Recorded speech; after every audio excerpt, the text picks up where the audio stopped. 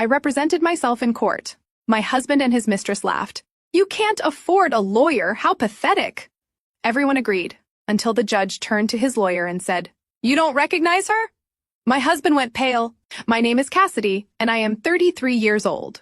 For 5 years, I played the role of the quiet, unremarkable wife to a prominent investment banker. He thought I was just a remote data entry clerk earning $40,000 a year. He thought I was a nobody he could easily discard when he leveled up in life. He had absolutely no idea that I am actually a forensic accountant and the anonymous director of Apex Forensics, a firm appointed by the federal court. Before I continue this story and tell you exactly how I dismantled his entire life, let me know where you are watching from in the comments below. Hit like and subscribe if you have ever had to stand up to someone who severely underestimated your worth. The destruction of my marriage did not start with a scream or a shattered glass. It started on a freezing, rainy Tuesday evening in downtown Chicago, exactly on our 5th wedding anniversary. I had spent the afternoon braving the miserable weather to pick up a vintage bottle of scotch he had been talking about for months. I walked into the lobby of our luxury high-rise building, my coat soaked, but my heart relatively light. I actually believed we were going to order takeout, open the expensive bottle, and celebrate half a decade of building a life together. I rode the elevator up to the penthouse floor, entirely unaware that the man waiting inside had already erased me from his future. I unlocked the heavy oak door and stepped into the foyer. The first thing I noticed was not the smell of a home-cooked meal or the sight of anniversary flowers. It was the distinct, cheap smell of industrial black trash bags. I stopped in my tracks. There were 6 massive garbage bags piled high in the center of our pristine living room, resting right on top of the imported rug I had spent weeks picking out. The top of one bag had torn open, revealing a tangle of my sweaters, my favorite winter coat, and the carefully folded blouses I wore for my remote meetings. He had not just packed my belongings, he had literally thrown my life into the garbage. Bradley was sitting on the Italian leather sofa, his long legs crossed perfectly, a glass of amber liquid resting casually in his hand. At 35 years old, my husband was the picture of corporate arrogance. He was wearing his tailored charcoal suit, the exact one he always wore when closing a major acquisition at his investment bank. His dark hair was perfectly styled, not a single strand out of place, and his expression was completely devoid of any warmth or hesitation. He looked at me the same way he looked at an underperforming asset in his portfolio. "You are home early," he said, his voice flat and unapologetic. I stared at the trash bags, the rain dripping from my coat onto the hardwood floor. "What is this, Bradley? What are my clothes doing in garbage bags? Today is our anniversary." He took a slow, deliberate sip from his glass before setting it down on the glass coffee table. Next to his drink rested a thick stack of legal documents bound by a heavy blue clip. He picked up the stack and tossed it onto the glass surface. It landed with a heavy, final thud. "Those are divorce papers," he stated, leaning back into the cushions. "I already signed my portion. I need you to sign them tonight. Do not bother reading through the asset division. The lawyer made sure it is ironclad. You get what you came into this marriage with, which is essentially nothing." I stood frozen, the anniversary gift, suddenly feeling like a lead weight in my hands. "You are divorcing me, just like that. On our anniversary." Bradley let out a short, humorless laugh. "There is never a good day for bad news, Cassidy. Let us not make this more dramatic than it needs to be. I am moving in a different direction with my life, and frankly, you do not fit into the picture anymore." He stood up, walking slowly around the coffee table, looking me up and down with absolute disdain. "Look at yourself, Cassidy. I am a senior director at one of the top investment funds in the country. I attend galas, charity dinners, and high-stakes networking events. My colleagues have wives who are ambitious, elegant, and driven. And what do? You sit at home in sweatpants typing numbers into spreadsheets for some low-level administrative company. You make, what, $40,000 a year? You are a glorified secretary." The casual cruelty of his words hung in the cold air of the apartment. For 5 years, I had maintained my low-profile cover to protect my highly sensitive work at Apex Forensics. I audited federal fraud cases, unraveled offshore money laundering schemes, and testified as an expert witness in sealed courtrooms. I kept my identity hidden for safety and confidentiality, allowing Bradley to believe he was the sole financial powerhouse in our home. I had played the supportive, quiet wife so he could shine, and this was my reward. "You are boring, Cassidy," he continued, his voice dripping with condescension. "You have no drive, no ambition, no desire to level up in life. You are perfectly content being completely unremarkable. I need someone who operates on my level, someone who understands the complexities of real wealth and power. You are just dead weight, and I am finally cutting my losses. I looked at the trash bags containing the clothes I had worn. While quietly paying half the mortgage on this very apartment money, I funneled through a discreet trust so he could maintain the illusion of being the sole provider. I looked at the divorce papers resting on the table. A lesser woman would have cried. A lesser woman would have fallen to her knees, begged him to reconsider, or screamed about the injustice of throwing away 5 years of loyalty. But I did not cry.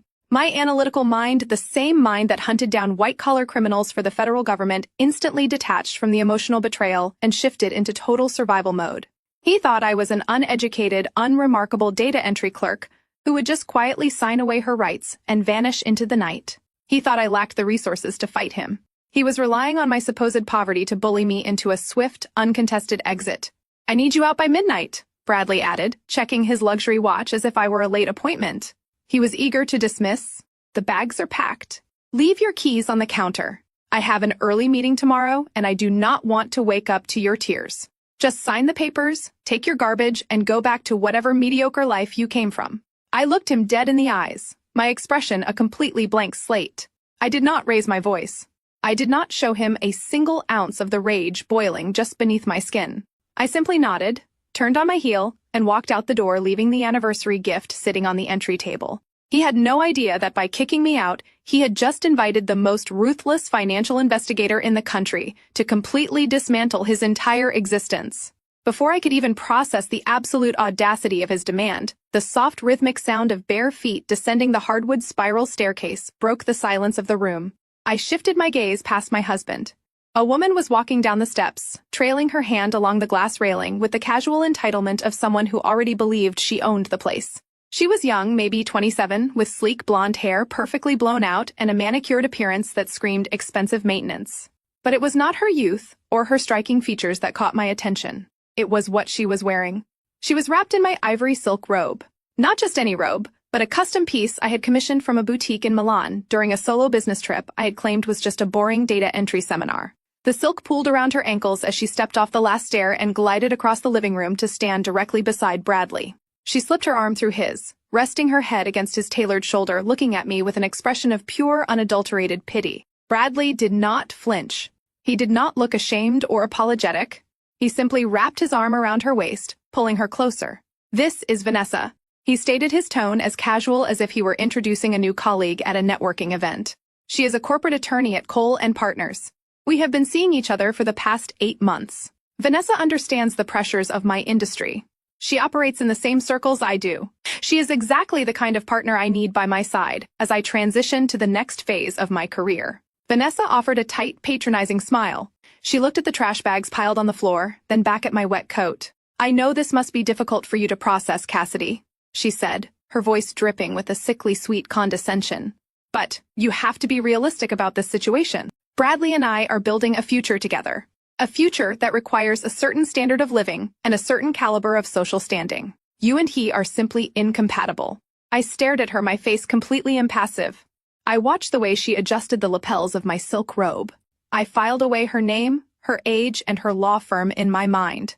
Cole & Partners was a prestigious firm notorious for their aggressive litigation tactics. They charged exorbitant fees and catered exclusively to the ultra-wealthy.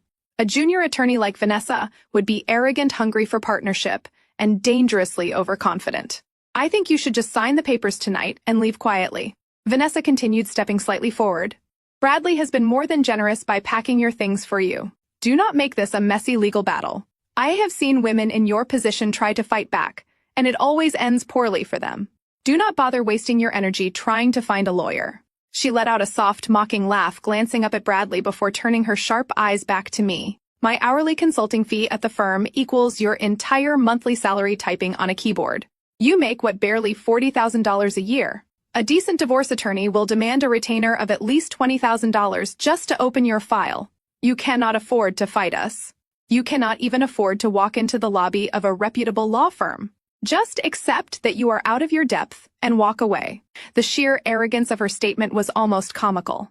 She was standing in my house wearing my custom clothing, lecturing me about my finances, based on a fabricated tax return I had carefully engineered to keep Bradley in the dark. She thought she had me completely cornered. "It gets worse." Cassidy Bradley chimed in, pulling his phone from his pocket. He tapped the screen a few times and held it up. The bright display showed our joint banking application. The balance on the screen read 0. I froze, narrowing my eyes at the digital numbers. I transferred all the funds to a secure individual account this morning, Bradley explained, a triumphant smirk playing on his lips. I also contacted the credit card companies. Your name has been removed as an authorized user on the platinum cards, and I have frozen the standard joint accounts. You currently have exactly whatever cash is sitting in your wallet. You emptied our accounts, I stated, keeping my voice dangerously quiet. You shut off my credit cards. I am protecting my assets, he corrected smoothly. I earned that money. My bonuses, my investments, my long hours at the firm built this wealth. You contributed a pathetic administrative salary that barely covered our monthly grocery bill. I am not going to let a disgruntled soon-to-be ex-wife drain my hard-earned capital out of spite. I looked around the expansive living room, taking in the floor-to-ceiling windows overlooking the city skyline, the imported marble fireplace, the custom lighting fixtures. This apartment cost nearly $2 million.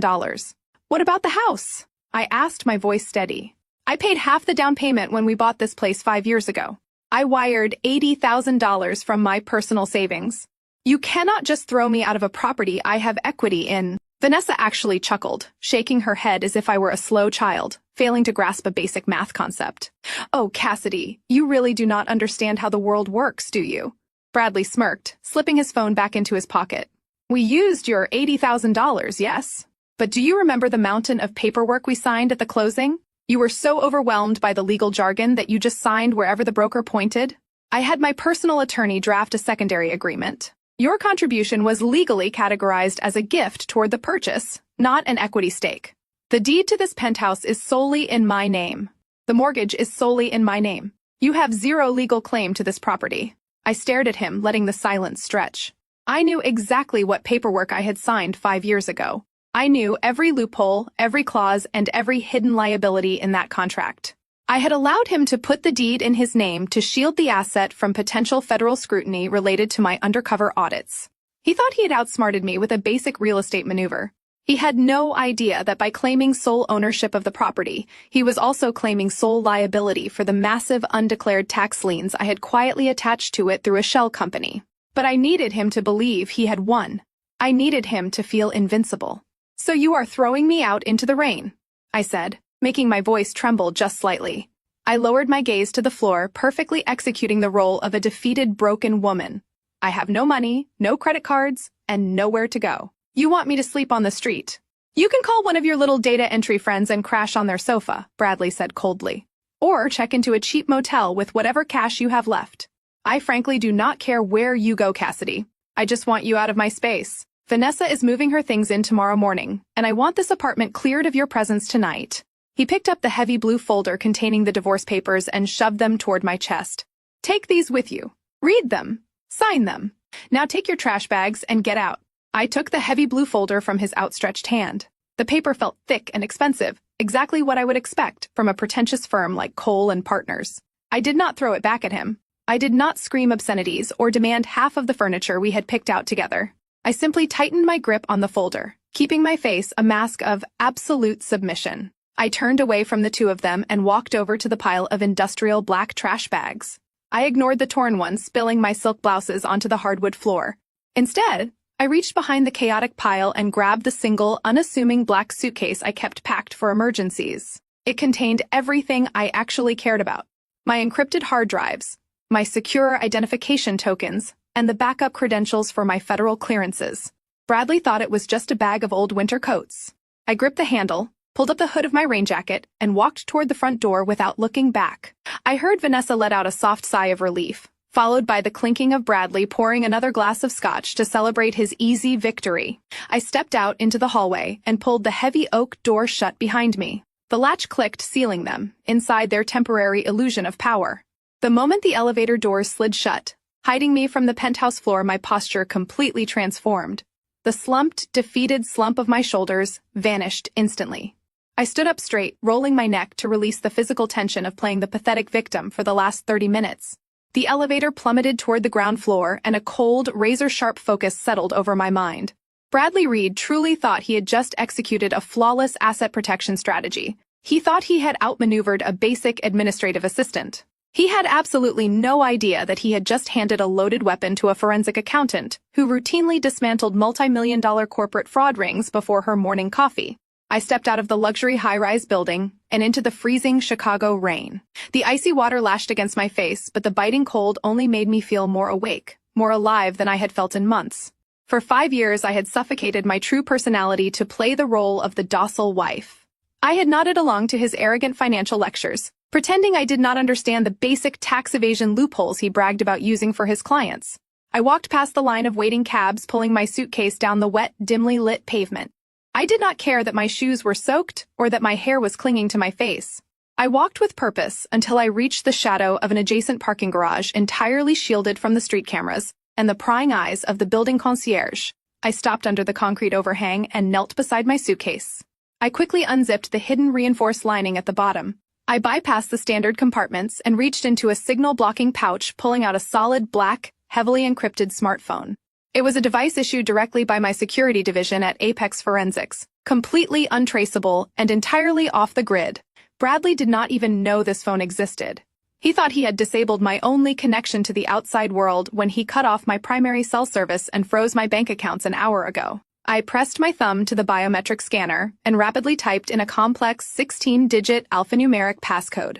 The screen illuminated the dark alleyway with a harsh white light. I opened the encrypted communications channel and dialed a secure routing number. It rang exactly twice before my senior operations manager answered.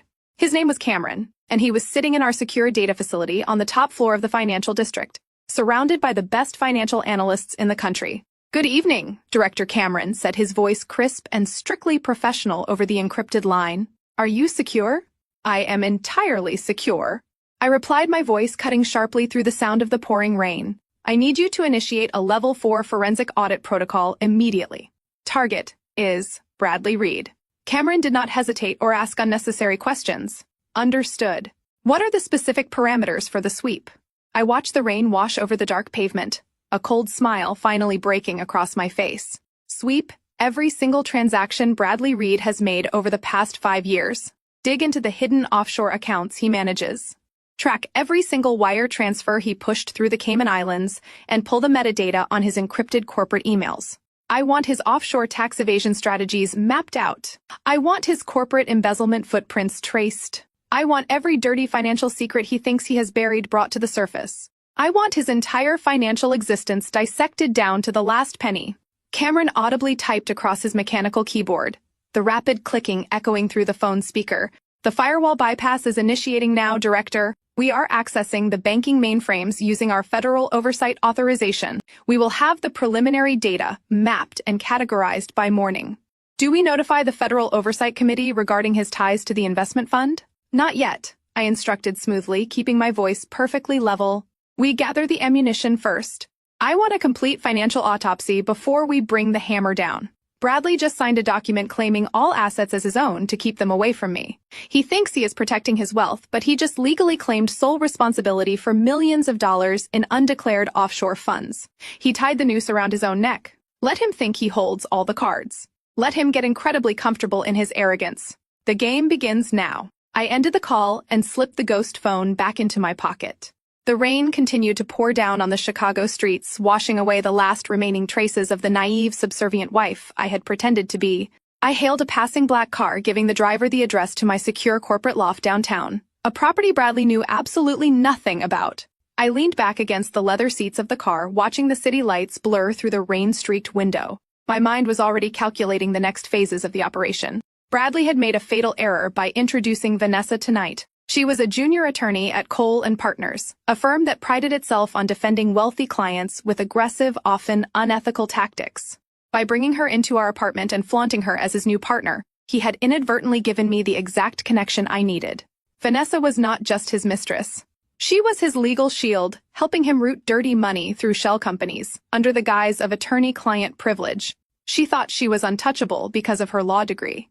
She had no idea that Apex Forensics specialized in piercing attorney-client privilege when major fraud was involved.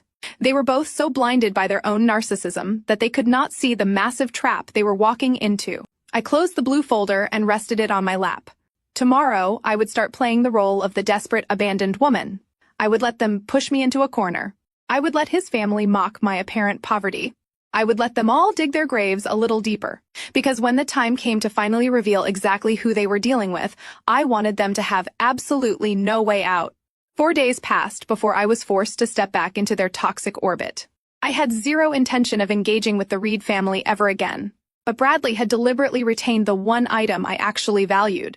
It was a vintage silver locket, the only physical piece of evidence I had left of my biological mother before I entered the foster care system. He knew its immense sentimental value, which meant he knew I would eventually have to come back to retrieve it. I pulled my modest 5-year-old sedan into the sweeping circular driveway of Patricia Reed Opulent's suburban estate. The driveway was already packed with a fleet of high-end luxury vehicles. I parked near the very edge of the property, taking a deep, steadying breath before walking up to the massive, custom double doors. The housekeeper let me in, her eyes immediately darting away in obvious discomfort. She knew exactly what I was walking into. The heavy, rich scent of roasted lamb and expensive designer perfume drifted from the formal dining room down the hall. I did not bother taking off my coat. I walked straight down the corridor toward the sound of clinking crystal glasses and boisterous, arrogant laughter. I stopped in the arched doorway of the dining room, framing myself against the heavy mahogany trim. The entire family was gathered for Patricia's mandatory Sunday dinner, a weekly ritual designed solely to stroke her fragile ego. Trent Bradley, older brother at 38, was aggressively pouring himself a heavy second glass of bourbon. His eyes were slightly bloodshot, and his phone vibrated relentlessly on the table next to his plate, a clear sign of the massive underground gambling debts my forensic team had already uncovered. Sitting quietly beside him was his wife, Naomi. She was a stunning African-American woman, with sharp, incredibly observant eyes, dressed in an elegant emerald-sheath dress. Naomi was the only person in this entire family who possessed any actual intelligence, and she was currently watching the room with the quiet, calculating intensity of someone playing a very dangerous game. At the absolute head of the long mahogany table sat Patricia. She was 60 years old, dripping in diamonds, purchased entirely with her late husband. Wealth, her face pulled tight by highly expensive cosmetic procedures. And sitting directly to Patricia's right, occupying the exact chair that had been mine for the last 5 consecutive years, was Vanessa. The young attorney wore a tailored designer dress that cost more than the average person made in a month, sipping her wine with a look of extreme self-satisfaction. The loud laughter abruptly died the exact second my sensible scuffed work heels clicked against the hardwood floor. Bradley noticed me first. He leaned back in his chair, draping his arm casually over the back of Vanessa's seat, a cruel smirk forming on his lips.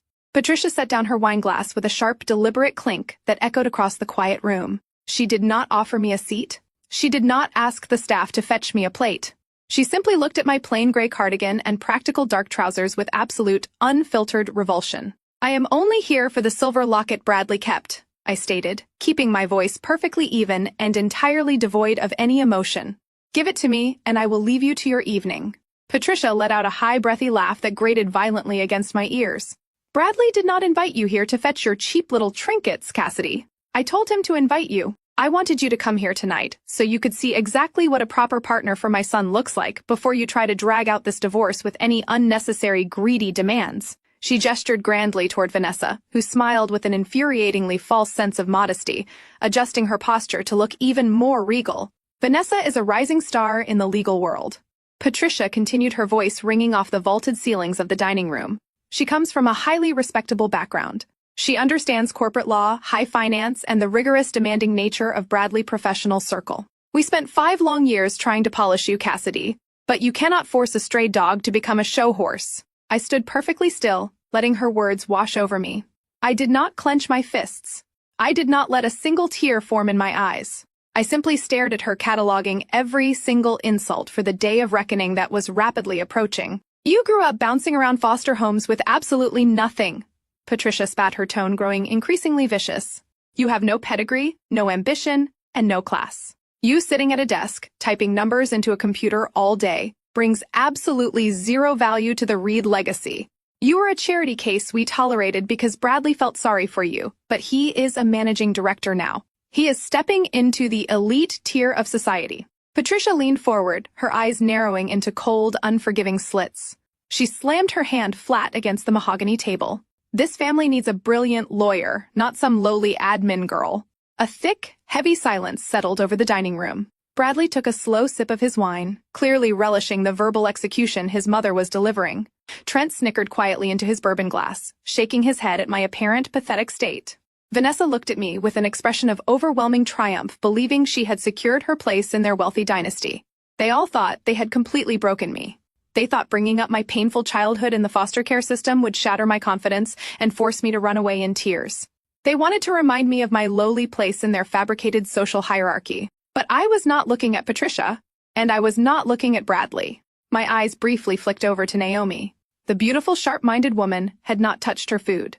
She was staring directly at me, her face completely neutral, but her hands were tightly gripping the white cloth napkin in her lap. She was the only one not laughing. She was the only one who recognized that cornering an animal with nothing to lose was a massive, fatal mistake. I finally shifted my gaze back to Patricia. I offered her a slow, terrifyingly calm smile that caused her self-righteous expression to falter for just a fraction of a second. "You are absolutely right, Patricia," I said, my voice dropping an octave, carrying a chilling authority that I normally reserved for hostile witnesses in federal court. "This family is going to need a brilliant lawyer very, very soon." I turned my attention to Bradley, holding my hand out. "The locket? Now." For a brief moment, Bradley looked unsettled by my complete lack of emotional distress. He reached into his suit jacket, pulled out the tarnished silver chain, and tossed it carelessly across the table. It slid across the polished wood and stopped right at the edge. I picked up the necklace, enclosing the cool metal safely in my palm. I did not say another word. I turned on my heel and walked out of the sprawling suburban mansion, leaving them to their arrogant delusions. They had just thrown gasoline onto a fire they could not possibly hope to extinguish. I had barely taken 2 steps toward the arched entryway when a heavy hand clamped down on my shoulder. Before I could react, Trent stepped directly into my path, completely blocking the exit. The overpowering stench of expensive bourbon and stale cigar smoke radiated from him. With a sudden vicious swipe, he snatched the silver locket right out of my palm, dangling it high in the air above my head. His bloodshot eyes were wide with malicious amusement, completely fueled by the alcohol and the toxic energy of his mother dining room. "Not so fast, you pathetic little mouse," Trent slurred, a cruel grin spreading across his flushed face. "You think you can just strut in here, insult my mother, and walk out with your pride intact? I saw that rusted 5-year-old piece of junk sedan you parked at the edge of the driveway. It is an absolute embarrassment to have that eyesore sitting on our property. You are a joke, Cassidy. You always have been." The entire table erupted into laughter. Patricia clapped her manicured hands together, thoroughly enjoying the spectacle of her eldest son bullying a woman he deemed beneath him. Vanessa let out a high-pitched giggle, leaning closer to Bradley, as if watching an entertaining theatrical performance. "If you think you are so tough," Trent challenged, stepping closer to me, waving the locket tauntingly, "why do you not take us to court? Go ahead, sue my brother for half of his assets. I dare you. Let us see how far your pathetic administrative salary gets you when you try to hire a lawyer to go up against Cole and partners. You would be bankrupt before the first filing." I kept my expression entirely neutral, staring blankly at Trent's chest, rather than giving him the satisfaction of looking up at the stolen necklace. I was calculating the exact legal definition of theft and coercion, filing away the details of his aggressive physical contact for the inevitable criminal charges that would follow his impending financial ruin. Bradley pushed his chair back and stood up. He picked up a freshly poured, oversized crystal glass of deep red vintage wine from the table. He walked slowly toward me, his expensive leather shoes completely silent against the hardwood floor. He stopped right beside his brother, looking at me with an expression of pure, unadulterated contempt. "My brother is absolutely right," Cassidy Bradley said, his voice smooth and incredibly dangerous. "You have gotten entirely too comfortable, speaking out of turn. You need a harsh reminder of exactly where you stand in the real world." Without a single ounce of hesitation, Bradley tilted his wrist. The dark, crimson wine poured directly from the crystal glass, splashing violently across the front of my gray cardigan and completely soaking my white blouse. The cold liquid seeped instantly through the fabric, chilling my skin. The dark red stains bloomed like open wounds across my chest. The dining room exploded into a chorus of arrogant, cruel laughter. Patricia let out a delighted gasp, bringing her hand to her mouth in mock shock while her eyes gleamed with absolute malice. Vanessa smiled smugly, crossing her arms over her chest, thoroughly enjoying my public humiliation. Even the housekeeper quickly averted her eyes, silently retreating into the kitchen to avoid witnessing the brutal degradation. I did not gasp. I did not flinch. I did not try to wipe the dripping wine from my ruined clothes. I stood perfectly still, letting the freezing liquid drip down my front and onto the pristine hardwood floor. My mind was a steel trap. They wanted a reaction. They wanted me to scream, to cry, to beg for mercy. I refused to give them a single drop of satisfaction. Vanessa stood up gracefully and walked over to the mahogany console table near the entryway. She picked up a crisp, legal-sized document and a heavy gold pen. She walked over to me, her designer heels clicking rhythmically, and held the document out. "This is a comprehensive waiver of marital assets," Vanessa stated, her tone dripping with professional arrogance. "It legally strips you of any right to claim alimony, spousal support, or any equity in the penthouse. It is completely binding. Bradley had me draft it this morning." Bradley took the silver locket from Trent, hand-holding the delicate chain between his fingers. He dangled my mother, only keepsake, right in front of my face. "Here are your options," Cassidy Bradley said coldly. "You take this gold pen, you sign your name on the dotted line, and you give up any ridiculous, greedy delusion you have about touching my money. If you do that, I will give you back this cheap little piece of junk metal. If you refuse to sign, I will drop this locket down the garbage disposal tonight and grind it into silver dust. The choice is yours." I looked at the document in Vanessa's hand. My highly trained legal mind instantly dissected the situation. Signing a legal waiver while covered in spilled wine, surrounded by hostile individuals, and under the explicit threat of property destruction was the textbook definition of signing under duress. Any competent judge would throw this document out of court in less than 30 seconds. It was legally worthless. It was garbage. But Bradley and Vanessa were too blinded by their own narcissism and false sense of supremacy to realize they were committing a massive procedural error. They wanted me to sign it to stroke their egos. They wanted absolute submission. I reached out and took the gold pen from Vanessa's hand. I did not say a word. I pressed the document against the hard surface of the console table and signed my name with a perfectly steady, fluid motion. I handed the pen back to Vanessa, who snatched the document away with a triumphant, victorious smirk. Bradley laughed, a harsh, dismissive sound. He did not hand the locket to me. He simply dropped it onto the floor, letting it clatter against the hardwood right beside my wet, sensible shoes. "Good girl," Bradley sneered, turning his back on me to walk back to the dining table. "Now get out of my mother house before you stain the rugs." I slowly bent down and picked up the silver locket. I brushed a single speck of dust from its surface and clasped it tightly in my hand. As I stood back up, my eyes locked directly onto Naomi. She was still sitting at the table, her hands clenched so tightly in her lap that her knuckles were white. Her dark eyes were blazing with a silent, intense fury directed entirely at her husband and his repulsive family. She gave me a fraction of a nod, an almost imperceptible movement that confirmed exactly what I needed to know. The alliance was formed. I turned around and walked out into the cold night air, my wine-soaked clothes clinging to my skin. They thought they had broken me. They thought they had won the war by winning a single pathetic battle. They had absolutely no idea that I was already drafting the federal indictments that would tear their entire empire down to the ground. Before my hand could even brush the heavy brass handle of the front door, a sudden and violent crash echoed from the dining room behind me. The sharp sound of shattering crystal cut through the arrogant laughter of the Reed family. I stopped in my tracks and turned around. Naomi had suddenly knocked over a massive glass water pitcher, sending an absolute tidal wave of ice water cascading across the mahogany table and directly onto Trent's lap. Trent jumped up, cursing loudly, as the freezing water soaked his expensive trousers. Patricia shrieked frantically, pulling her diamond bracelets away from the spreading puddle. In the midst of the engineered chaos, Naomi stumbled backward, her emerald dress swishing as she forcefully grabbed my arm to steady herself. Her fingers dug into my wine-soaked cardigan with an iron grip. "I am so clumsy tonight," Naomi announced, her voice pitched loud enough for the entire room to hear over Trent's aggressive swearing. "Let me help you get that wine stain treated immediately, Cassidy. The kitchen staff has club soda. Come with me right now." Before Patricia could object or Bradley could issue another cruel command, Naomi practically dragged me out of the dining room and pushed me through the house. The heavy swinging doors of the chef kitchen, the thick doors swung shut behind us, instantly cutting off the noise of the chaotic dining room. The kitchen was completely empty. The catering staff had already retreated to the service quarters to avoid Patricia's wrath. The second we were isolated in the gleaming stainless steel room, the clumsy, apologetic facade dropped from Naomi's face entirely. There was no mocking smile. There was no trace of the subservient daughter-in-law Patricia demanded her to be. Naomi stood tall, her dark eyes blazing with a fierce, calculating intelligence. She marched over to the industrial sink, grabbed a clean white cloth, and turned on the cold water tap. She shoved the damp cloth into my hands, but she did not step back. She closed the distance between us, lowering her voice to an urgent, razor-sharp whisper.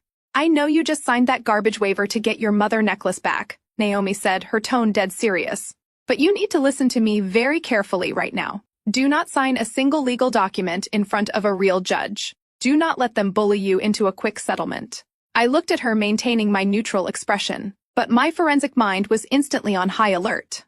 I wiped the wet cloth across my ruined blouse, waiting for her to continue. Naomi leaned in closer, her eyes darting quickly to the swinging doors to ensure nobody was eavesdropping. "They are bleeding you dry, Cassidy," Naomi whispered fiercely. "They are moving capital faster than you can imagine. I work from home 2 days a week, and I observe everything that happens in this miserable house. Last Tuesday, I saw Bradley receiving secure courier packages. He bypassed his corporate office and had them delivered directly here to Patricia Estate to avoid any digital tracking. I walked past the study and saw the return addresses before Trent shredded the envelopes.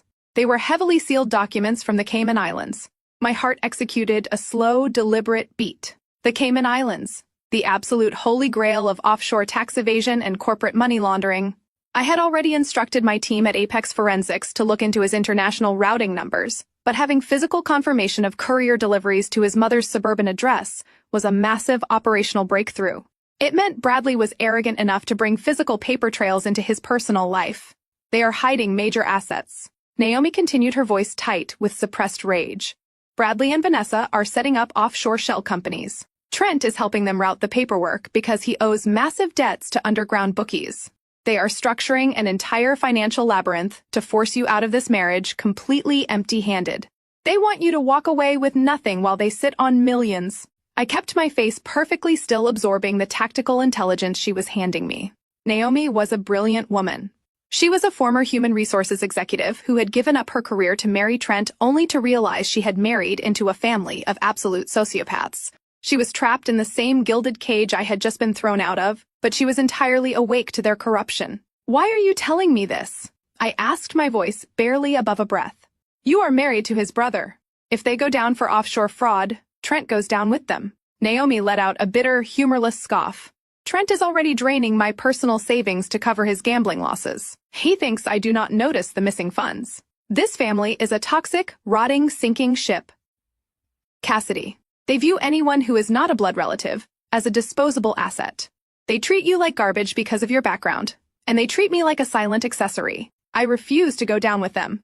I need a way out, and I know you are much smarter than you let them believe. I see the way you watch them. You are planning something." I looked deeply into her dark, intelligent eyes. She was handing me the exact physical evidence vector I needed to tear Bradley offshore empire to shreds. She was taking a massive risk by speaking against the Reed family inside their own fortress. We were two outsiders brought into their wealthy dynasty, deeply underestimated and fiercely determined to survive. I took a slow breath, dropping my voice to match her secretive tone. "The Cayman Islands documents. Do you know where Trent and Bradley keep the shredded remains or the digital backups?" Naomi nodded slightly, her expression hardening with absolute resolve. "Bradley installed a hidden biometric safe in Patricia home office. I do not have the access code, but I know exactly when he accesses it. He thinks he is untouchable." A cold, calculating smile finally touched the corners of my mouth. I dropped the damp white cloth onto the granite countertop. "They are arrogant, Naomi, and arrogance breeds fatal mistakes. Thank you for the water." Naomi gave me a single affirming nod. She stepped back instantly, rearranging her features into the polite, concerned sister-in-law. She pushed the swinging doors open, leading me back out into the grand hallway. The noise of the dining room filtered back into the air. Bradley was still laughing with Vanessa, completely oblivious to the fact that his own sister-in-law had just handed me the final nail for his coffin. I walked straight out the front door and into the freezing rain. As I started the engine of my sensible sedan, I pulled out my secure phone. The Cayman Islands connection was confirmed. The physical safe was located. I shifted the car into gear, driving away from the sprawling suburban estate. The pieces were perfectly aligning, and the federal trap was finally ready to snap shut. I pushed the heavy swinging doors of the kitchen open and stepped back into the formal dining room. The chaotic aftermath of the spilled water was still highly visible. A disgruntled staff member was frantically mopping the mahogany floor while Trent continued to complain loudly about his ruined trousers.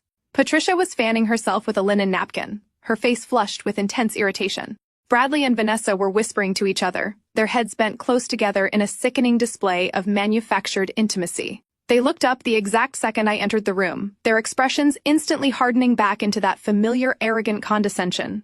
They fully expected me to slink along the wall, thoroughly defeated, completely humiliated by the dark wine soaking my clothes, and beg for the return of my property. They anticipated a broken woman who had just signed away her financial future under extreme duress.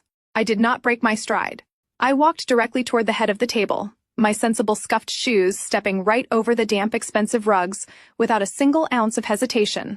Bradley leaned back in his leather chair, a smug, victorious grin forming on his face. He picked up the silver locket from the table, dangling it loosely from his index finger, preparing to deliver another patronizing lecture to the pathetic wife he was throwing away. He opened his mouth to speak, highly likely to demand another display of subservience. Before handing over the cheap piece of metal, I did not give him the chance. With a movement so sudden and precise that it left him entirely stunned, I reached across the expensive china plates and snatched the silver chain right out of his hand. The metal link scraped sharply against his skin. Bradley actually gasped, recoiling backward as if he had been burned, his arrogant smirk vanishing in an absolute instant. Vanessa let out a shocked noise, spilling a few drops of her own wine onto the pristine white tablecloth. "You have your garbage legal waiver," I stated, my voice echoing with absolute authority across the silent room. "And I have what belongs to me. Do not ever attempt to hold my mother memory hostage again." Patricia shot up from her chair, her face contorting with absolute unfiltered fury. "How dare you snatch things in my house? You ungrateful, classless little rat! You are nothing but a parasite we finally managed to scrape off our shoes. Get out of my sight before I call the police and have you arrested for trespassing." I did not even blink at her frantic screaming. I simply secured the silver locket safely inside my pocket, turned my back on the entire room, and walked down the grand corridor with my head held high. Patricia continued to shout vicious insults, her shrill voice bouncing off the vaulted ceilings, calling me every degrading name her wealthy and titled vocabulary could summon. I let her scream.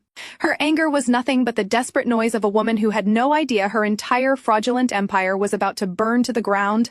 I pushed the heavy double doors open and stepped out into the freezing suburban night. The rain was still pouring heavily as I slid into the driver's seat of my 5-year-old sedan. I locked the doors and stared straight ahead through the water-slicked windshield. Slowly, the corners of my mouth curled upward. A sharp, highly predatory smile broke across my face, completely transforming my features. I had walked into that sprawling estate as a victim, and I had walked out holding the exact key required to destroy Bradley Reed and his entire corrupt bloodline. I reached into the hidden compartment of my bag and retrieved my secure encrypted device. The biometric scanner recognized my thumbprint instantly. I bypassed the standard routing protocols and opened a direct line to my senior operations manager at Apex Forensics. Cameron answered on the very first ring. We hit a massive encrypted firewall on the offshore routing. He is using highly sophisticated randomized shell company identifiers. We need a geographic anchor to break the cipher, or it could take us months to crack the code. "I have your anchor," I said, my voice buzzing with pure adrenaline and absolute clarity. "Narrow the search parameters to the Cayman Islands. He is receiving physical courier packages delivered directly to his mother's suburban estate to avoid corporate mail logs and federal oversight. Trace the routing numbers tied to the Cayman registry and cross-reference them with the physical delivery manifest going to Patricia residential address." The sound of rapid aggressive typing flooded the secure line. "Cayman Islands confirmed." Cameron replied, his tone shifting into high gear as the data began to populate. "Applying the geographic anchor to the decryption algorithm right now. Director, the firewall is collapsing. We are in. The shell companies are opening up like a book. He is moving millions." I leaned my head back against the headrest, closing my eyes as the satisfaction washed over me. Bradley thought he was a financial genius. He thought hiding physical documents at his mother house made him untraceable. He failed to realize that the most dangerous threat to his freedom was not the federal government. It was the quiet, observant women he brought into his family and treated like absolute garbage. Naomi had just handed me the master key to the vault, download every single ledger I ordered softly into the phone, map the entire money laundering network, flag every transfer Vanessa authorized, and tag every account Trent used to cover his gambling debts. Build the entire web. "Understood," Director Cameron said. "This is going to be a bloodbath." I shifted the car into gear, my headlights cutting through the dark, rainy street, We are about to show the Reed family exactly what a classless administrative assistant can really do. The intelligence gathering phase was officially complete. It was time to start setting the legal traps that would ensure none of them ever saw the outside of a federal prison cell. The morning after the disastrous Sunday dinner, I sat behind the massive glass desk in my actual office. Located on the 42nd floor of a secure high-rise in downtown Chicago, the headquarters of Apex Forensics was a fortress of federal data analysis. Floor-to-ceiling windows offered a panoramic view of the financial district, a stark contrast to the miserable, cramped cubicle Bradley believed I occupied. The screens in front of me were illuminated with cascading rows of offshore banking data, cross-referencing the Cayman Island routing numbers Naomi had so brilliantly exposed. We were mapping Bradley Reed and his massive money laundering operation down to the very last digital cent. Suddenly, a red notification light flashed across my secure communications console. My chief of staff, a highly intelligent and ruthless former federal agent named Lauren, stepped into my office. Her expression was a mixture of deep professional focus and sharp amusement. "Director, we have an incoming call on the external cover line," Lauren stated, holding a sleek tablet. "The caller ID is verified as Bradley Reed." He routed the call through his corporate office directly to the main switchboard of Oakwood Data Solutions. Oakwood Data Solutions was the meticulously crafted shell company I used as my employment cover. To the outside world, and specifically to my husband, it was a mediocre low-level administrative firm that processed mindless data entry for mid-tier clients. It was the perfect boring alibi to explain my $40,000 salary and my flexible remote working hours. Bradley had clearly done a quick internet search this morning to locate their human resources department. A cold, razor-sharp smile touched the corners of my mouth. He was not satisfied with throwing wine on me and kicking me out into the rain. He wanted to ensure I was completely destitute. He wanted to sever my only supposed source of income so I would have absolutely no resources to hire an attorney. It was a classic, highly predictable move for a corporate narcissist. "Put him on the secure speaker," I ordered, leaning back in my leather ergonomic chair. "I will monitor the audio. Answer the call as the head of human resources. Let us see exactly how far he is willing to go to destroy a life he already thinks is pathetic." Lauren tapped the screen, routing the audio directly into my office. She cleared her throat instantly, shifting her demeanor into that of a stressed mid-level corporate manager. "Oakwood Data Solutions. Human Resources. This is Lauren speaking. How may I help you?" The smooth, heavily polished voice of my husband filled my office. Bradley was using his absolute best investment banker tone. It was the exact voice he used when convincing wealthy clients to hand over their life savings. It dripped with manufactured charm and false sincerity. "Good morning, Lauren Bradley," began, pausing perfectly for dramatic effect. "My name is Bradley Reed. I am the managing director at a major financial institution here in the city. I am calling regarding one of your data entry clerks, Cassidy Reed, or I suppose she might be going by her maiden name now." Lauren feigned a polite, professional curiosity. "Yes, Mr. Reed. Cassidy is one of our remote administrative employees. Is there an emergency we need to be aware of?" "I am afraid there is a severe situation," Bradley said, lowering his voice to sound incredibly grave and deeply burdened. "I am currently going through a very difficult divorce with Cassidy. I am not calling to bring my personal drama into your workplace, but I felt a strong moral and ethical obligation to warn your company before you suffer a massive liability." I rested my chin on my hands, thoroughly enjoying the performance. He was painting himself as the noble, wealthy savior, warning the poor, defenseless small business. "What kind of liability, Mr. Reed?" Lauren asked, injecting the perfect amount of rising panic into her voice. Bradley let out a heavy, manufactured sigh. "After separation proceedings, my legal team uncovered that Cassidy has been systematically siphoning thousands of dollars from my secure accounts. She has a severe, undocumented gambling problem and a history of erratic financial behavior. She completely drained our joint savings before I could secure them. Knowing that she handles sensitive client data for your firm, I could not in good conscience let her continue working there without warning you. A woman desperate for cash will absolutely steal client credit card numbers or sell proprietary data. I am just trying to protect your business from her incoming legal fallout." It was a master class in psychological manipulation and defamation. He was accusing me of the exact financial crimes he was currently committing with his offshore shell companies. He was projecting his own massive fraud onto me to ensure I lost my pathetic $40,000 job. I pressed the mute button on my microphone, looking directly at Lauren through the glass partition. "Give him exactly what he wants," I instructed firmly. "Fire me. Make him feel like a god." Lauren nodded, taking a sharp, audible gasp into the telephone receiver.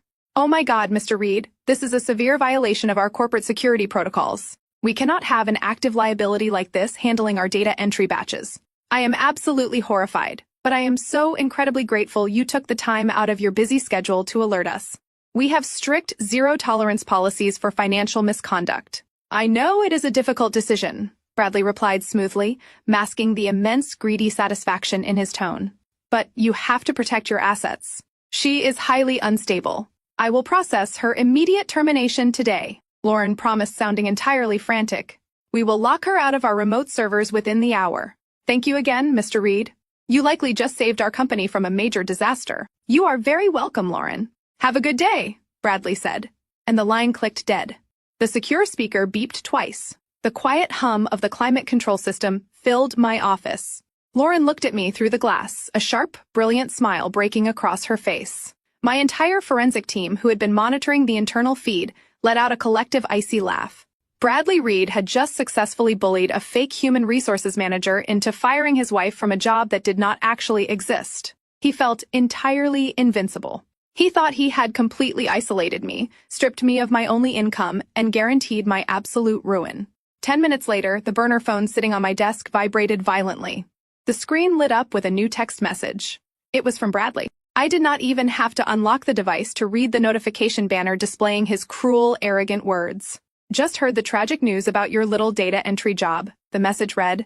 Such an absolute shame they had to let you go. A homeless, unemployed, pathetic liability. Good luck finding a cardboard box to sleep in tonight. You really are nothing without me. Do not even bother begging for a settlement. You are entirely finished. I picked up the phone, staring at the glowing text. He wanted to break my spirit. He wanted me to feel the crushing weight of absolute poverty and social rejection. He wanted me to crawl back on my hands and knees, begging for the $10,000 settlement his arrogant lawyer had drawn up. I locked the screen and tossed the burner phone carelessly onto the glass desk.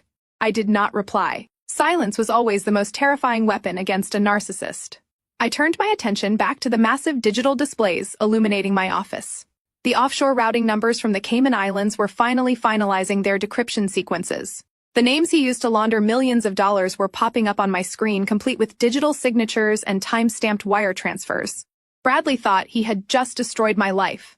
He had absolutely no idea that while he was busy playing petty office politics, I was actively drafting the federal indictments that would seize his entire investment portfolio, freeze his offshore assets, and guarantee he spent the next 20 years of his life in a federal penitentiary. The trap was set perfectly. It was time to invite him to the final mediation and hand him the pen that would sign away his freedom. I walked into the sprawling glass-enclosed lobby of Cole and Partners exactly on time. I deliberately wore the same gray cardigan from the Sunday dinner, carefully washed but visibly worn, paired with scuffed flat shoes and a cheap canvas tote bag. I needed to look like a woman who had spent the last week sleeping on a friend's sofa and crying over her lost administrative job. Deceptionist. A woman dripping in designer labels looked at me with undisguised disdain before directing me to conference room A on the 50th floor. I kept my head down and my shoulders slumped, playing the role of the utterly defeated wife to absolute perfection. The conference room was an intimidating display of corporate wealth designed to psychologically crush anyone who walked through the door. A massive mahogany table dominated the space, surrounded by floor-to-ceiling windows offering a sweeping, vertigo-inducing view of the city. Sitting on the opposite side of the table was my husband Bradley, looking effortlessly arrogant in a navy-tailored suit. Beside him sat Vanessa, holding a sleek tablet and wearing a triumphant, predatory smirk. And at the exact head of the table sat Jonathan Cole. He was a senior partner whose reputation for ruthlessly dismantling spouses in high-asset divorces was legendary in the city. He wore a custom watch that cost more than my supposed annual salary and looked at me as if I were a mild, unpleasant inconvenience he had to squash before his afternoon golf game. You brought no legal representation to this mediation, Mrs. Reed, Jonathan Cole stated. His voice was a deep, resonant boom, heavily practiced and designed solely to intimidate opposing counsel. He did not offer me a seat. He did not offer a professional handshake. He simply folded his manicured hands on the polished wood and stared me down. I pulled out a heavy leather chair and sat down slowly, keeping my hands tightly clasped in my lap to hide their absolute steadiness. I cannot afford an attorney right now, I said, making my voice sound incredibly small and brittle. Bradley informed me that he froze our joint accounts and I recently lost my job. I have no income. I just want to know how we can resolve this quickly and fairly. Bradley actually chuckled out loud, exchanging a highly amused knowing glance with Vanessa. Jonathan Cole did not smile. Instead, he slid a thin single-page document across the expansive mahogany table. It came to rest right in front of my cheap canvas bag. Fair is a highly subjective term in a court of law, Cassidy Cole said smoothly, leaning forward to dominate my physical space. However, my client is a profoundly generous man. Despite the fact that you contributed virtually nothing of monetary value to this 5-year union, Bradley is willing to offer you a one-time lump sum settlement of $10,000. This is a courtesy payment, a charitable donation to help you secure a small apartment in a lower-income neighborhood and get back on your feet. $10,000. I stared at the crisp, white paper, letting my eyes widen in manufactured shock. Bradley had just routed $4 million through a shell company in the Cayman Islands yesterday morning, and he was offering me a taxable $10,000 buyout. It was so profoundly insulting that I almost broke character to laugh right in his face. Instead, I let my lower lip tremble visibly. But I put $80,000 of my own life savings into the down payment for the penthouse. I protested weakly, letting a note of rising panic slip into my tone. And $10,000 will barely cover first and last month's rent. I have nothing else. Vanessa leaned forward, taking over the psychological assault with aggressive, youthful enthusiasm. She clearly wanted to impress her senior partner by destroying me. You do not understand how the legal system operates, Cassidy. That $80,000 was legally classified as a non-refundable gift under the secondary addendum you signed 5 years ago. If you refuse this incredibly generous offer and attempt to take Bradley to court, you will be utterly destroyed. We will file immediate motions for summary judgment. We will bury you in the discovery phase. Do you have any idea what it costs to compel financial disclosures in a contested divorce? Jonathan Cole nodded seamlessly, backing up his junior associate to create a united wall of intimidation. You are looking at a minimum retainer of $25,000 just to get a competent family law attorney to return your phone call. The exact moment you file a petition, we will countersue for legal fees due to frivolous litigation. We will demand a full forensic accounting of your personal expenses, which will cost another $30,000 that the judge will force you to pay when you lose. You are currently unemployed. You are completely broke. If you walk into a courtroom against this firm, you will not just walk out with nothing. You will walk out owing us hundreds of thousands of dollars in legal debt. You will be paying off this divorce for the rest of your natural life. I sat in silence, listening to them barrage me with legal terminology. My internal forensic mind was rapidly analyzing every single threat. They were actively utilizing predatory intimidation tactics, banking entirely on my supposed ignorance. They assumed terms like summary judgment and discovery phase would terrify an uneducated data entry clerk into immediate submission. They were gaslighting me, maliciously manipulating the financial reality of the legal system to force a rapid, uncontested signature. It was a blatant violation of ethical conduct, and Jonathan Cole was risking his entire senior partnership by participating in such a transparently coercive mediation. Take the $10,000, Cassidy Bradley said, leaning back and casually inspecting his fingernails. It is $10,000 more than you actually deserve. Take the check, sign the waiver, and disappear from my city. If you choose to be stubborn and fight me, I will personally make sure you never recover financially. I will ruin you so completely that you will regret the day you ever met me. I looked down at the document, letting a single carefully produced tear fall onto the polished mahogany table. I reached into my cheap canvas bag and pulled out a standard ballpoint pen. I let my hand shake visibly as I hovered the pen over the signature line. Cole, Vanessa, and Bradley all leaned forward slightly, their eyes gleaming with predatory anticipation. The trap was set perfectly. They thought they were seconds away from a total devastating victory. They had absolutely no idea I was about to ask for the one specific document that would send every single one of them to federal prison. I let the standard ballpoint pen slip from my trembling fingers. It clattered loudly against the polished mahogany table, rolling to a stop right next to their insulting $10,000 settlement offer. I squeezed my eyes shut, buried my face in my hands, and let my shoulders heave with loud, ragged sobs. The sound of my manufactured despair echoed violently in the cavernous, soundproofed conference room. It was an absolutely flawless performance. I channeled every single ounce of the stress, exhaustion, and betrayal from the past week into this singular theatrical display of total heartbreak. Oh, for God's sake, Cassidy, Bradley groaned, his voice dripping with intense irritation and profound disgust. Pull yourself together. You are acting like a child. Vanessa let out a dramatic, exasperated sigh, crossing her arms over her chest and rolling her eyes at the ceiling. Jonathan Cole simply tapped his expensive custom watch, clearly annoyed that my emotional breakdown was cutting into his highly valuable billable hours. I gasped, pulling my hands away from my face and looking at Bradley with wide, tear-filled eyes. I just cannot believe 5 years meant absolutely nothing to you. I supported you. I stayed out of your way. I gave you everything, and you just replace me and throw me out into the rain like garbage. Mrs. Reed. Jonathan Cole interrupted, his deep voice carrying a tone of absolute boredom. Emotional displays will not increase the financial settlement offer currently on the table. My client has drawn a firm line. You need to sign the waiver. I reached into my pocket and pulled out a crumpled, cheap paper tissue. I dabbed at my eyes, letting my breath hitch perfectly. I do not want more money, I whispered, my voice cracking with fragile vulnerability. I know I am completely beaten. You have all the power, Bradley. You have the aggressive lawyers. You have the penthouse. You have the wealth. I just have a meaningless desk job that I lost because you decided to ruin my life. I have absolutely nothing left to fight you with. I know I cannot afford to take you to court. Bradley leaned back in his leather chair, a slow, incredibly self-satisfied smile spreading across his handsome face. He loved hearing me admit defeat. He fed on the absolute submission in my voice. Then pick up the pen and sign the document, Cassidy. Bradley said smoothly. Take the $10,000 and walk away. I sniffled, looking down at my lap. I will sign it, I said softly. I will take your settlement, and I will disappear from your life completely today. But I just need one thing from you first, just for my own peace of mind. Jonathan Cole immediately narrowed his eyes, his predatory legal instincts flaring up. We are not negotiating any additional terms, Mrs. Reed. I slowly reached into my faded, cheap canvas tote bag. My fingers brushed past the heavy signal-blocking pouch that contained my encrypted federal ghost phone. I ignored it and found the single crisp document I had printed earlier that morning. I pulled it out with deliberately shaking hands and slid it across the expansive mahogany table, pushing it right next to their settlement offer.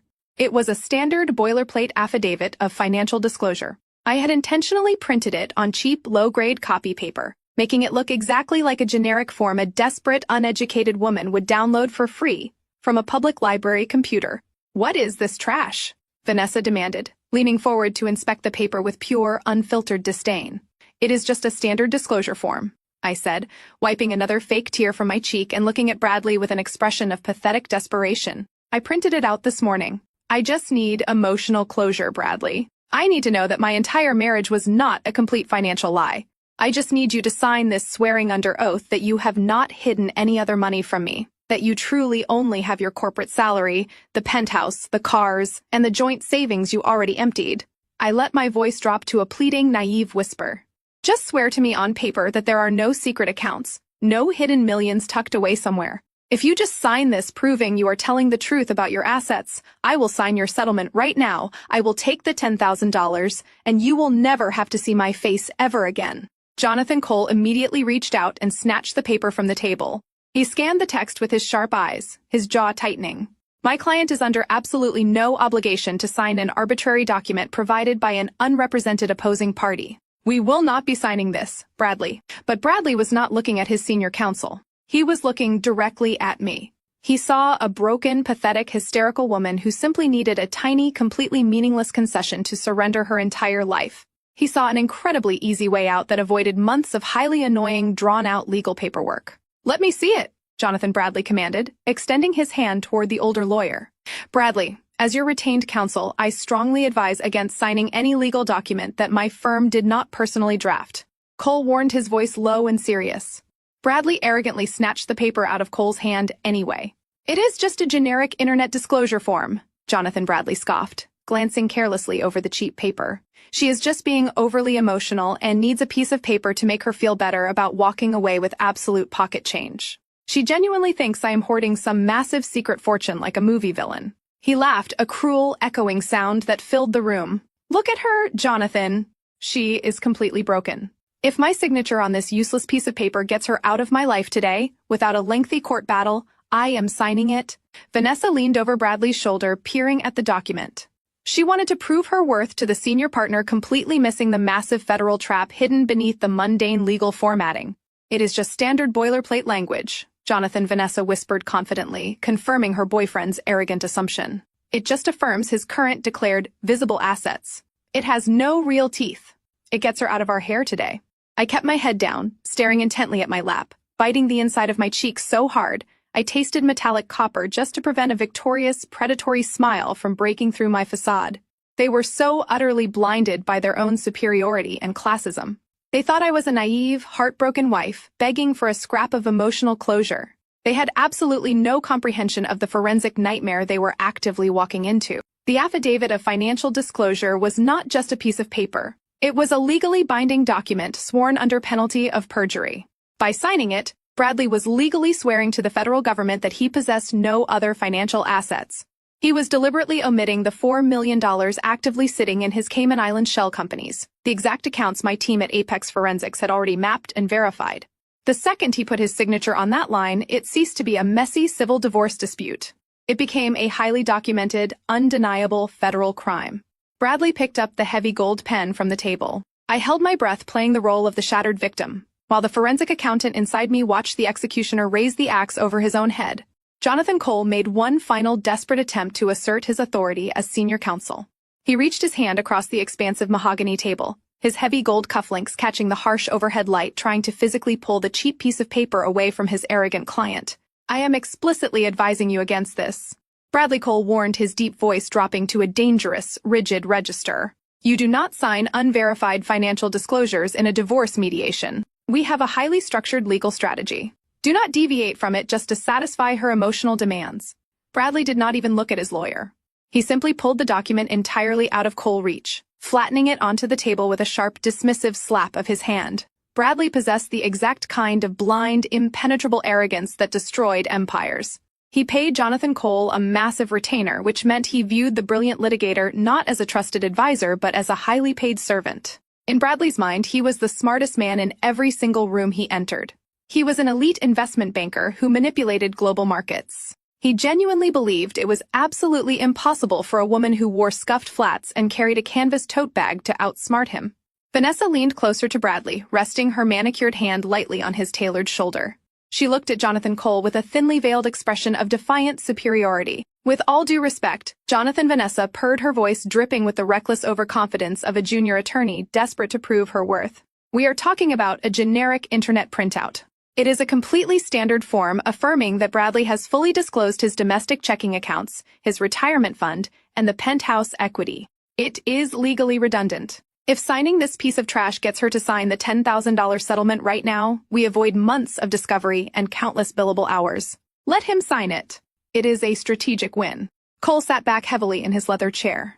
He folded his arms across his chest and stared at Vanessa with a look of absolute chilling professional disgust. He knew she was a fool, but he also knew he could not physically force a pen out of his client's hand.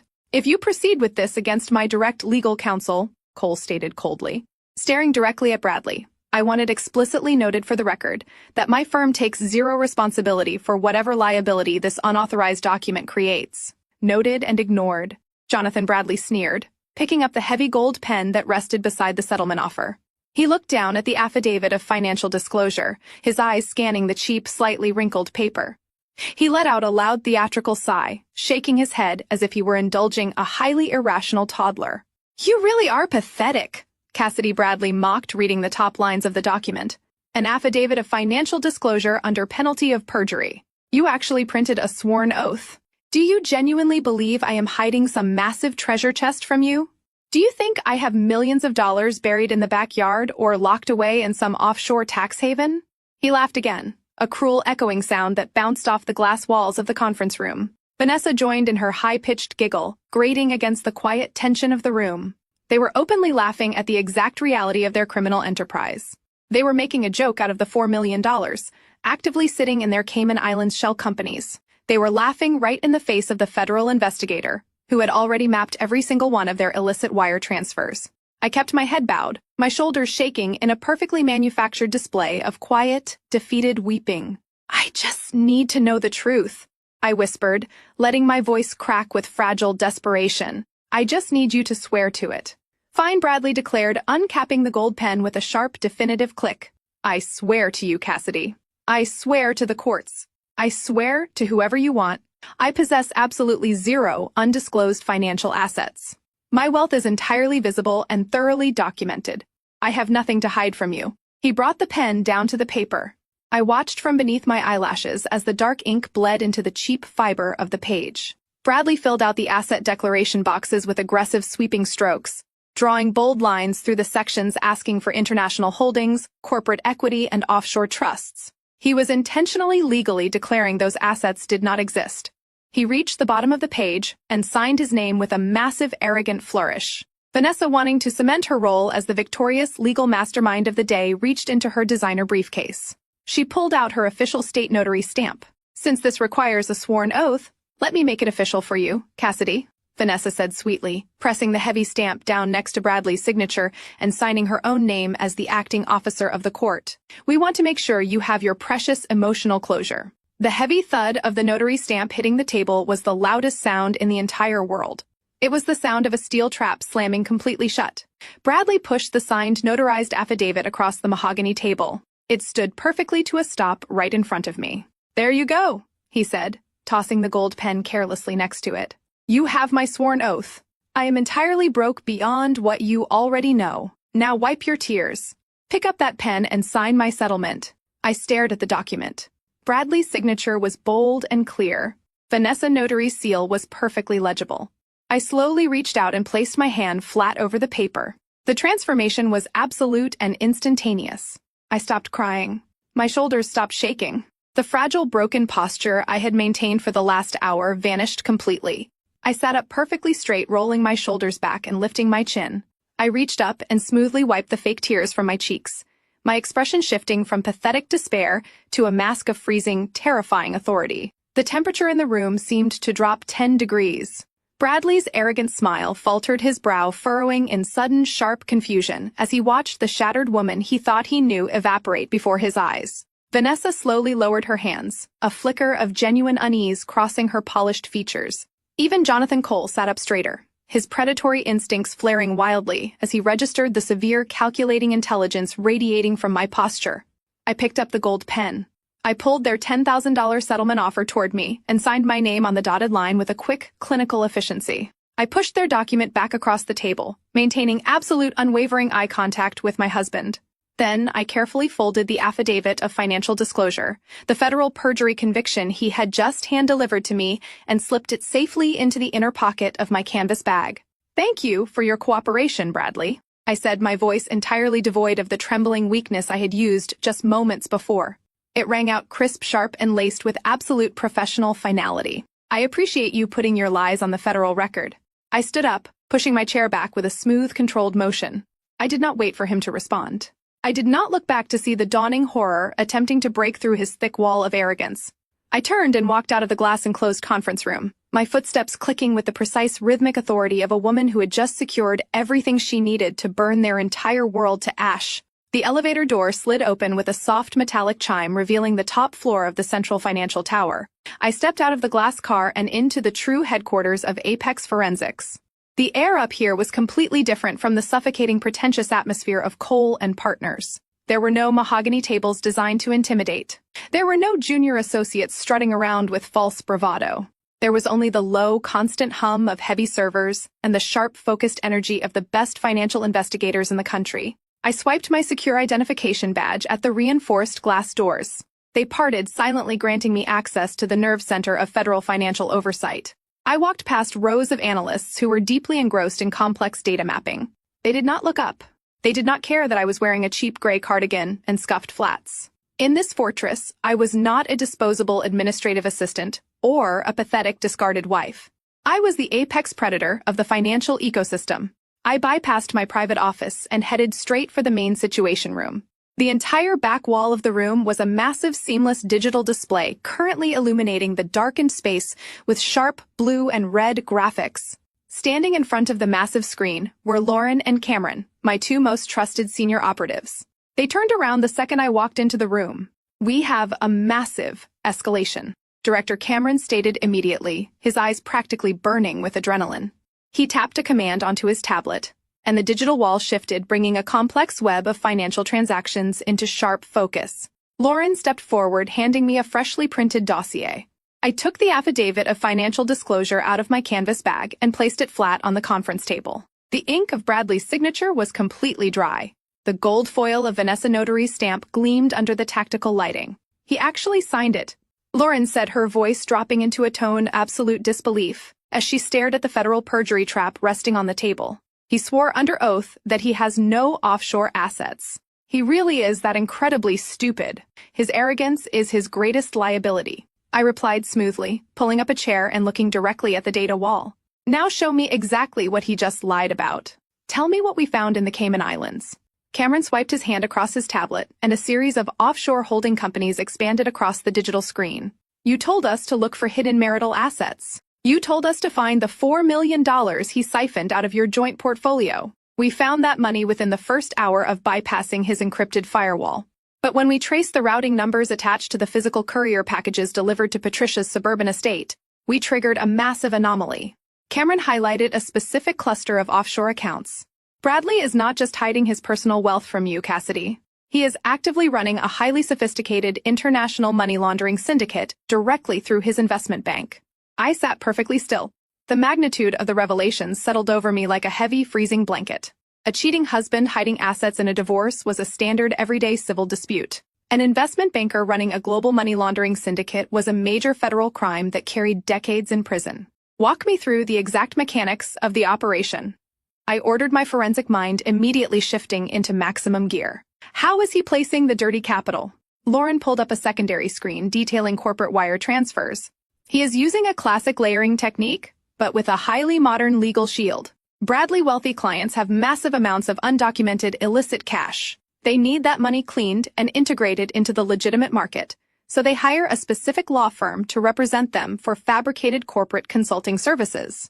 I narrowed my eyes, instantly connecting the dots. Cole and Partners. Exactly. Lauren confirmed, tapping the screen to highlight Vanessa's name. Vanessa is not just his young, naive mistress. She is the legal architect of the entire laundering cycle. She drafts completely fraudulent consulting contracts between the dirty clients and dummy corporations set up in the Cayman Islands. Because she is a licensed attorney, she claims attorney-client privilege over all the financial communications, creating a massive legal wall that prevents standard auditors from looking too closely at the invoices. And the integration phase, I asked, watching the red lines connect the Cayman accounts back to Chicago. That is where Bradley steps in, Cameron explained. Once the dirty money is safely parked in the Cayman shell, Bradley uses his position as a managing director at the investment bank to officially authorize massive capital injections. He brings the laundered money back into the United States as clean foreign investment capital. He puts the money into legitimate hedge funds, taking a massive unreported commission fee for himself and Vanessa on every single transaction. They are cleaning tens of millions of dollars for corrupt corporate entities. I stood up from the table and walked closer to the digital wall, my eyes tracing the undeniable digital footprint of their massive criminal conspiracy. They thought they were completely untouchable. Vanessa believed her law degree provided an impenetrable shield of privilege. Bradley believed his elite status at the bank insulated him from suspicion.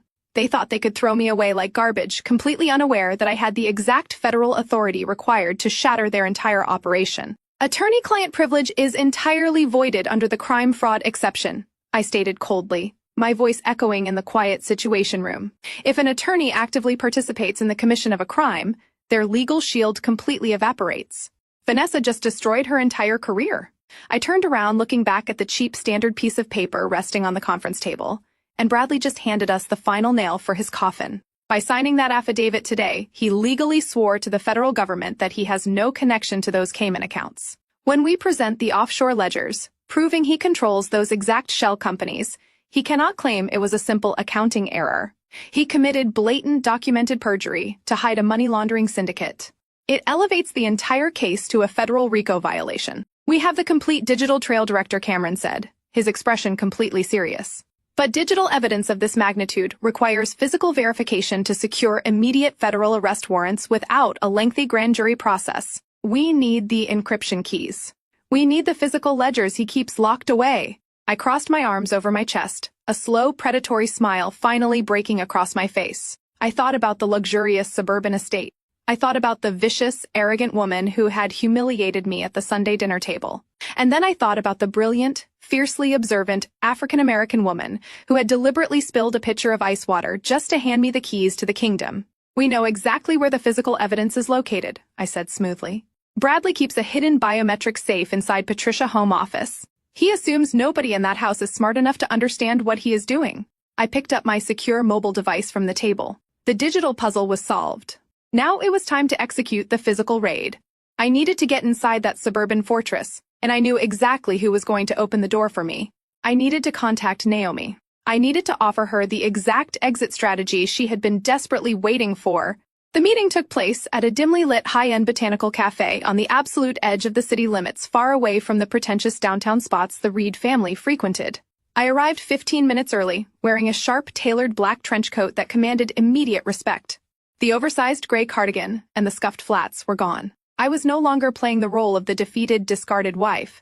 I secured a secluded, corner booth shielded by heavy tropical foliage, sipping a black espresso and waiting for the only woman in the Reed dynasty who possessed an actual spine. Naomi walked through the glass doors exactly on time. She wore a flawless, camel-colored wool coat over dark slacks, her posture radiating the kind of effortless, regal authority that Patricia Reed could only dream of buying. Naomi scanned the room with sharp, calculating eyes, spotting me instantly. She did not look surprised by my sudden upgrade in attire, or the predatory, confident way I was sitting. She simply slid into the leather booth opposite me, setting her designer handbag onto the table with a soft, deliberate thud.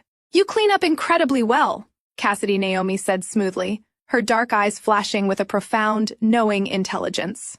"I always suspected you were hiding a massive amount of fire beneath that pathetic administrative disguise. And I always knew you were the smartest person sitting at that miserable dining table," I replied, matching her calm, razor-sharp tone. "Thank you for the pitcher ice water. You handed me the exact geographic anchor I needed to map Bradley's entire financial existence." Naomi did not smile. She leaned forward, crossing her arms over the polished table. Her expression was entirely devoid of any casual pleasantries. "If you are mapping Bradley offshore accounts, then you already know he is running a massive corporate laundering syndicate. But you do not have the complete picture yet. You only see the capital moving across the international borders. You do not see the domestic rot happening right inside our own homes." I kept my gaze locked on hers, signaling her to continue. In the world of forensic accounting, the most devastating evidence always came from the insiders who had finally been pushed past their breaking point. "Trent is not just a pathetic alcoholic losing his allowance to local bookies," Naomi stated, her voice dropping to a low, furious register. "He is deeply embedded in Bradley financial crimes. Bradley needed a domestic proxy to clean the cash before routing it to the Cayman Islands. Trent has been using his connections at high-stakes underground casinos to wash the physical currency for Bradley elite clients. He takes the dirty cash, runs it through the gambling syndicates, and transfers the clean casino payouts directly into the shell companies Vanessa established." My mind rapidly processed the tactical intelligence. It was a classic, highly effective layering technique. Using underground gambling rings provided the perfect smokescreen for massive cash deposits. But Trent was reckless, and reckless men always made catastrophic financial errors. Trent is a severe gambling addict, I pointed out analytically. He cannot handle large sums of cash without skimming off the top. Bradley is a sociopath, but he is meticulous. He would never trust a volatile addict with millions of dollars unless he had ultimate leverage over him. Naomi let out a harsh, bitter laugh. "You are absolutely right. Trent skimmed nearly $500,000 from the syndicate last month to cover his own personal losses. Bradley found out. He threatened to hand Trent over to the federal authorities, or worse, hand him over to the corporate clients whose money he just stole. Bradley demanded immediate repayment with aggressive interest to balance the offshore ledgers." Naomi tightened her grip on her own arms, a flash of genuine, unfiltered hatred crossing her beautiful features. "Trent is completely out of liquid cash. His trust fund is empty. So he is going after the only valuable asset we have left. My home." I sat up straighter, my forensic instincts flaring wildly. The sprawling modern estate Naomi and Trent lived in was famously inherited from Naomi, late father, a highly successful architect. It was entirely paid off and worth millions. "The deed is solely in my name." Naomi continued, her voice trembling slightly, with a rage she was fighting to control. "My father made absolutely sure it was protected before he died. But Trent is desperate. I accessed his private laptop yesterday while he was passed out drunk. He has been working with a fraudulent notary, highly likely a contact provided by Vanessa, to forge my signature on a massive home equity loan. He is actively preparing to leverage my family home to the maximum limit. He plans to take the cash, wire it directly into Bradley offshore fund to cover his stolen debt and leave me completely bankrupted and homeless. When the bank eventually forecloses, the sheer absolute depravity of the Reed brothers was staggering. They were not just stealing from faceless corporate entities. They were actively orchestrating the complete financial destruction of the women they had married to protect their own fragile egos and illicit wealth.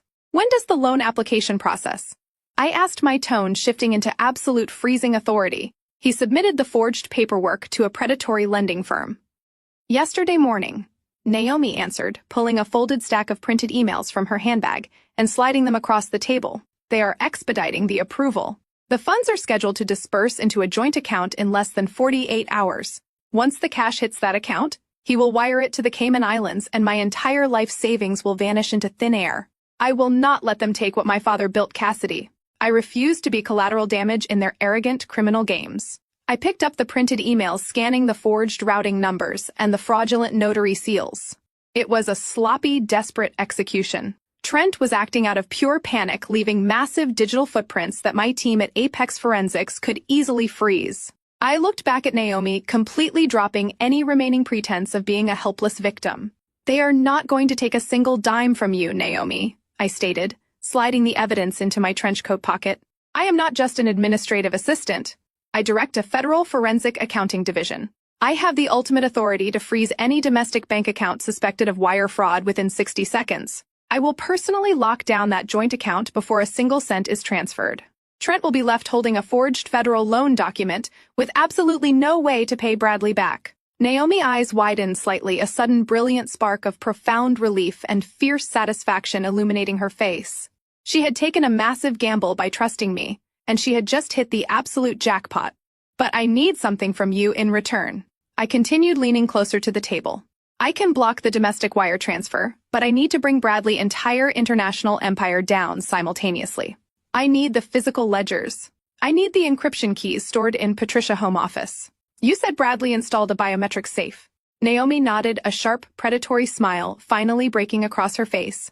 The alliance was permanently cemented. The safe is installed behind the built-in bookshelf on the north wall of the study, she explained rapidly. It requires Bradley's thumbprint, but he is lazy. He set up a secondary manual override code in case the biometric scanner fails. I watched him punch it in last week through the reflection of the hallway mirror. She reached into her pocket, pulled out a small piece of paper, and slid it across the table. I picked it up, staring at the 6-digit code that would completely obliterate Bradley Reed.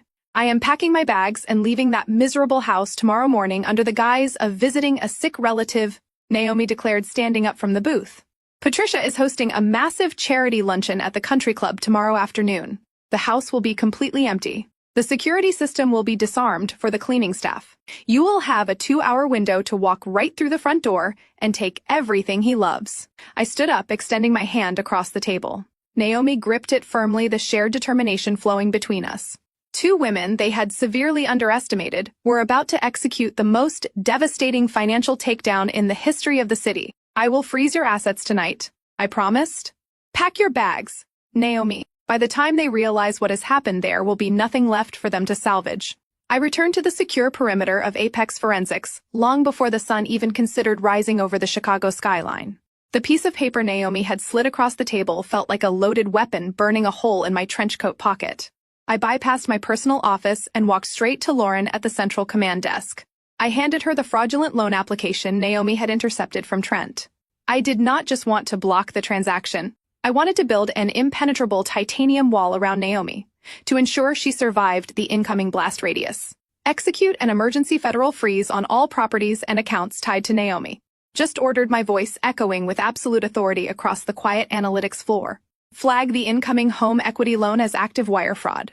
When that predatory lending firm attempts to disperse the funds this morning, the transfer will instantly trigger a federal lock. Trent will be left staring at a zero balance, completely incapable of paying back the money he stole from Bradley laundering syndicate. He will be utterly defenseless. Lauren's fingers flew rapidly across her mechanical keyboard, initiating the strict federal protocols that only a court-appointed special master could authorize. Within 60 seconds, Naomi's entire financial existence was completely sealed off from her parasitic husband. But I was not finished. I pulled up a blank legal template on my secure terminal. I utilized my extensive background as a Juris Doctor to draft a ruthless ironclad divorce petition for Naomi. I systematically stripped Trent of any potential claim to spousal support or property equity, citing his heavily documented gambling addiction and the active federal fraud investigation I was currently building against him. I printed the finalized petition, stamped it with a priority legal seal, and dispatched a secure courier to deliver it directly into Naomi waiting hands. Trent was officially neutralized. Now it was time to amputate the head of the snake. At precisely 1 o'clock in the afternoon, I pulled my unremarkable sedan into the sprawling, meticulously manicured subdivision where Patricia Reed resided. The timing was absolutely critical. Naomi had confirmed that Patricia was currently holding court at a highly publicized country club charity luncheon. Trent was supposedly meeting with his underground bookies in a desperate, futile attempt to buy more time for his looming debts. Bradley was securely locked inside his glass office downtown, arrogant, oblivious, and entirely convinced he had already won our divorce settlement. I parked 2 blocks away to deliberately avoid the perimeter security cameras monitoring the main gates. I walked briskly down the pristine sidewalk, blending in perfectly with the midday suburban quiet. As Naomi had promised, the heavy wrought iron gates of the estate were wide open to accommodate the weekly commercial cleaning crew. The massive front door was unlocked. I slipped inside the opulent foyer, moving with the silent, practiced efficiency of a ghost. The house smelled strongly of chemical lemon cleaner and expensive floral arrangements. I bypassed the grand dining room where Bradley had dumped wine on me just days ago. I did not let a single emotion cloud my tactical focus. I walked purposefully down the long carpeted corridor toward Patricia's private home office. The cleaning crew was vacuuming the second floor, their heavy equipment providing the perfect acoustic cover for my infiltration. I stepped into the dim mahogany-paneled study. The air was thick with the scent of old paper and polished wood. I walked directly to the north wall, tracing my fingers along the custom-built bookshelves. I found the specific volume Naomi had described. It was a heavy leather-bound encyclopedia of corporate law. I pulled the book forward. The entire section of the shelving unit clicked softly and swung outward on a concealed hinge, revealing the sleek, black steel face of a high-security biometric safe bolted directly into the foundation of the house. Bradley was incredibly predictable. He relied entirely on the fingerprint scanner, assuming physical security was an absolute guarantee against his technologically inept family members. He never considered the vulnerability of the manual override keypad hidden beneath a small, sliding metal panel. I pulled the slip of paper from my pocket. I typed the 6-digit code Naomi had memorized into the digital keypad. The electronic lock chirped a sharp, high-pitched tone of acceptance. The heavy steel door sprang open with a heavy metallic clunk. I peered inside the dark cavity. There were thick stacks of banded $100 bills, highly likely the emergency cash reserves Trent had not yet managed to steal for the casinos. There were velvet boxes containing Patricia Overflow diamond jewelry, but I completely ignored the physical wealth. My eyes locked onto the only item that actually mattered. Resting in the very back of the safe was a solid-state military-grade encrypted hard drive. This was the absolute holy grail. This small rectangular piece of metal contained the digital signatures for every single fraudulent contract Vanessa had ever drafted. It held the offline ledgers mapping the exact flow of dirty money from Bradley elite clients through Trent underground casino connections and directly into the Cayman Islands shell companies. It was the physical evidence required to bypass any grand jury and secure immediate federal arrest warrants for the entire operation. I reached in and grabbed the hard drive, slipping it securely into the reinforced pocket of my coat. I did not take a single dollar bill. I did not touch the diamonds. I wanted them to know exactly what was missing when the federal marshals finally kicked their doors down. I pushed the heavy steel door of the safe shut. The electronic lock engaged, automatically securing the vault. I pushed the bookshelf back into place, leaving the study looking entirely undisturbed. I walked out of the suburban fortress exactly the same way I had entered, completely invisible, unnoticed, unstoppable.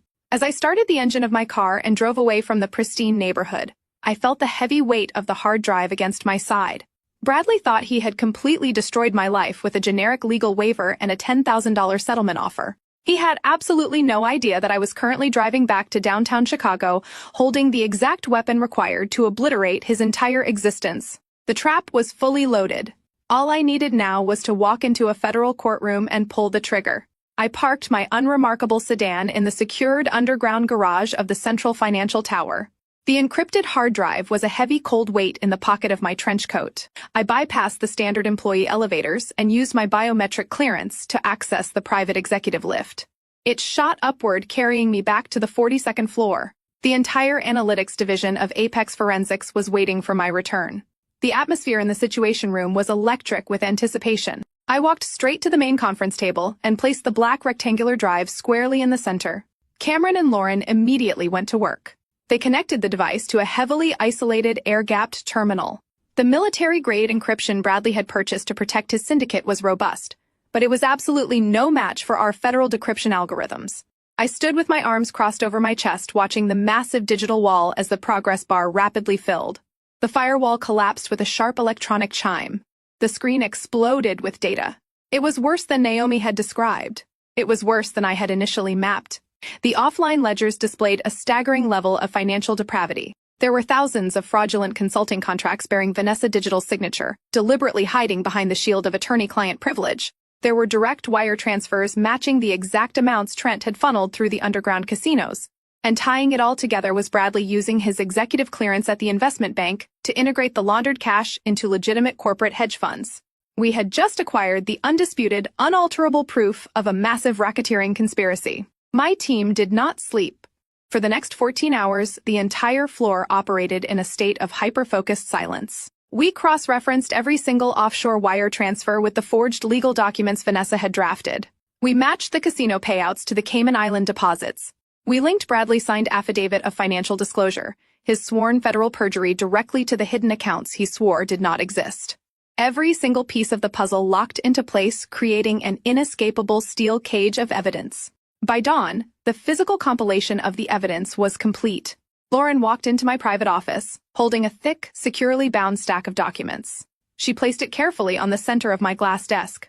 It was not just a collection of financial records. It was a fully realized, comprehensive federal indictment. I sat down in my leather ergonomic chair and looked at the cover page. The bold black text read, Forensic Accounting Report Number 402. This was the exact type of report that terrified Wall Street executives and brought down corrupt corporate empires. This was the document that Jonathan Cole and his arrogant law firm charged their clients millions of dollars to desperately fight against. And I was about to deliver it to them for free. I picked up my favorite heavy steel pen. I did not use a generic ballpoint pen like the one I had dropped on the mahogany table during that pathetic manufactured crying session. I turned to the final page of the comprehensive audit. I signed my name with sharp, aggressive, perfectly steady strokes. I signed it not as Cassidy Reed, the supposedly uneducated data entry clerk. I signed it as Cassidy Lawson, Juris Doctor, and Chief Director of Apex Forensics. I reached into the locked drawer of my desk and pulled out the heavy brass instrument that symbolized my ultimate authority. It was the official federal stamp of the court-appointed special master. I pressed the heavy brass down onto the scarlet ink pad. I aligned it perfectly next to my signature on the final page of Report 402. I pressed down with my entire weight. The stamp left a stark, brilliant red seal on the pristine white paper. That vibrant red ink legally transformed the stack of papers from a simple financial review into an undeniable federally mandated weapon. Initiate the dual routing protocol. I instructed Lauren, handing the sealed document back to her. We are executing a simultaneous strike. Lauren nodded, her expression sharp and entirely professional. She scanned the barcode on the cover page, digitizing the finalized sealed report into the secure federal network. Route the first copy directly to the family court docket. I commanded, my voice cold and absolute. Attach it as an emergency discovery exhibit for my upcoming divorce hearing. Ensure it lands directly on the private desk of Judge Monroe. I want it filed as an immediate countermotion to their ridiculous $10,000 settlement offer and his fraudulent perjury affidavit. Lauren tapped the screen. Filed and confirmed. It is officially on Judge Monroe active docket. Now drop the guillotine, I said, leaning back in my chair. Transmit the master digital file to the Enforcement Division of the Securities and Exchange Commission. Copy the Financial Crimes Unit of the Federal Bureau of Investigation. Flag it as an active verified racketeering and money laundering syndicate involving a managing director of a major investment bank and a licensed corporate attorney. I watched the digital progress bar flash across Lauren's tablet. The transmission was encrypted, instantaneous, and entirely irreversible. The data shot through the secure fiber optic cables, landing simultaneously on the desks of the most aggressive federal prosecutors in the country. Transmission complete. Director Lauren announced, lowering the tablet to her side. The SEC and the Bureau have the master file. The trap is officially closed. I turned my chair to look out the floor-to-ceiling windows. The morning sun was just beginning to rise over the Chicago skyline, casting a harsh, unforgiving light across the financial district. Bradley was waking up in his luxury penthouse right now. Vanessa was probably wearing my silk robe, sipping expensive coffee, and dreaming about the brilliant legal career she thought she was building. Trent was panicking over his frozen home equity loan, entirely unaware that his domestic fraud was the absolute least of his incoming problems. Patricia was preparing to host another arrogant Sunday dinner. They were all walking, breathing corpses. Their entire world had just been legally incinerated, and the shockwave simply had not reached them yet. They had spent years treating me like an ignorant, disposable peasant. They had gleefully dumped wine on my clothes, mocked my background, and attempted to leave me completely destitute on the street. They had demanded my absolute submission. I stood up from my desk and smoothed the front of my tailored black trousers. I was going to give them exactly what they asked for. I was going to walk into that federal family court hearing tomorrow morning. I was going to look them all dead in the eyes. And I was going to watch the absolute, devastating terror wash over their faces when the entire justice system crashed down on their heads. Federal family court was a theater of misery for most. But for the Reed family, it was simply another arena to display their perceived supremacy. I stood just outside the heavy oak doors of Courtroom 4B, listening to the muffled sounds of their absolute overconfidence filtering through the wood. Through the narrow rectangular glass panel, I could see them perfectly aligned in the gallery rows. Bradley sat with his long legs crossed, checking his luxury watch, and whispering something into Vanessa's ear that made her let out a sharp, grating laugh. Patricia sat rigidly beside them, draped in cashmere and heavy diamonds, looking around the austere courtroom as if the very air was completely beneath her standard. Trent was slouched on the end of the wooden bench, nervously tapping his foot, completely oblivious to the fact that his domestic fraud had already triggered a massive federal lock on his accounts. They were a portrait of arrogant, undisturbed privilege. They had gathered not just to support Bradley, but to actively participate in the spectator sport of my complete financial and emotional execution. I took a slow, steadying breath. I pushed the heavy oak doors open. I was not wearing a faded gray cardigan.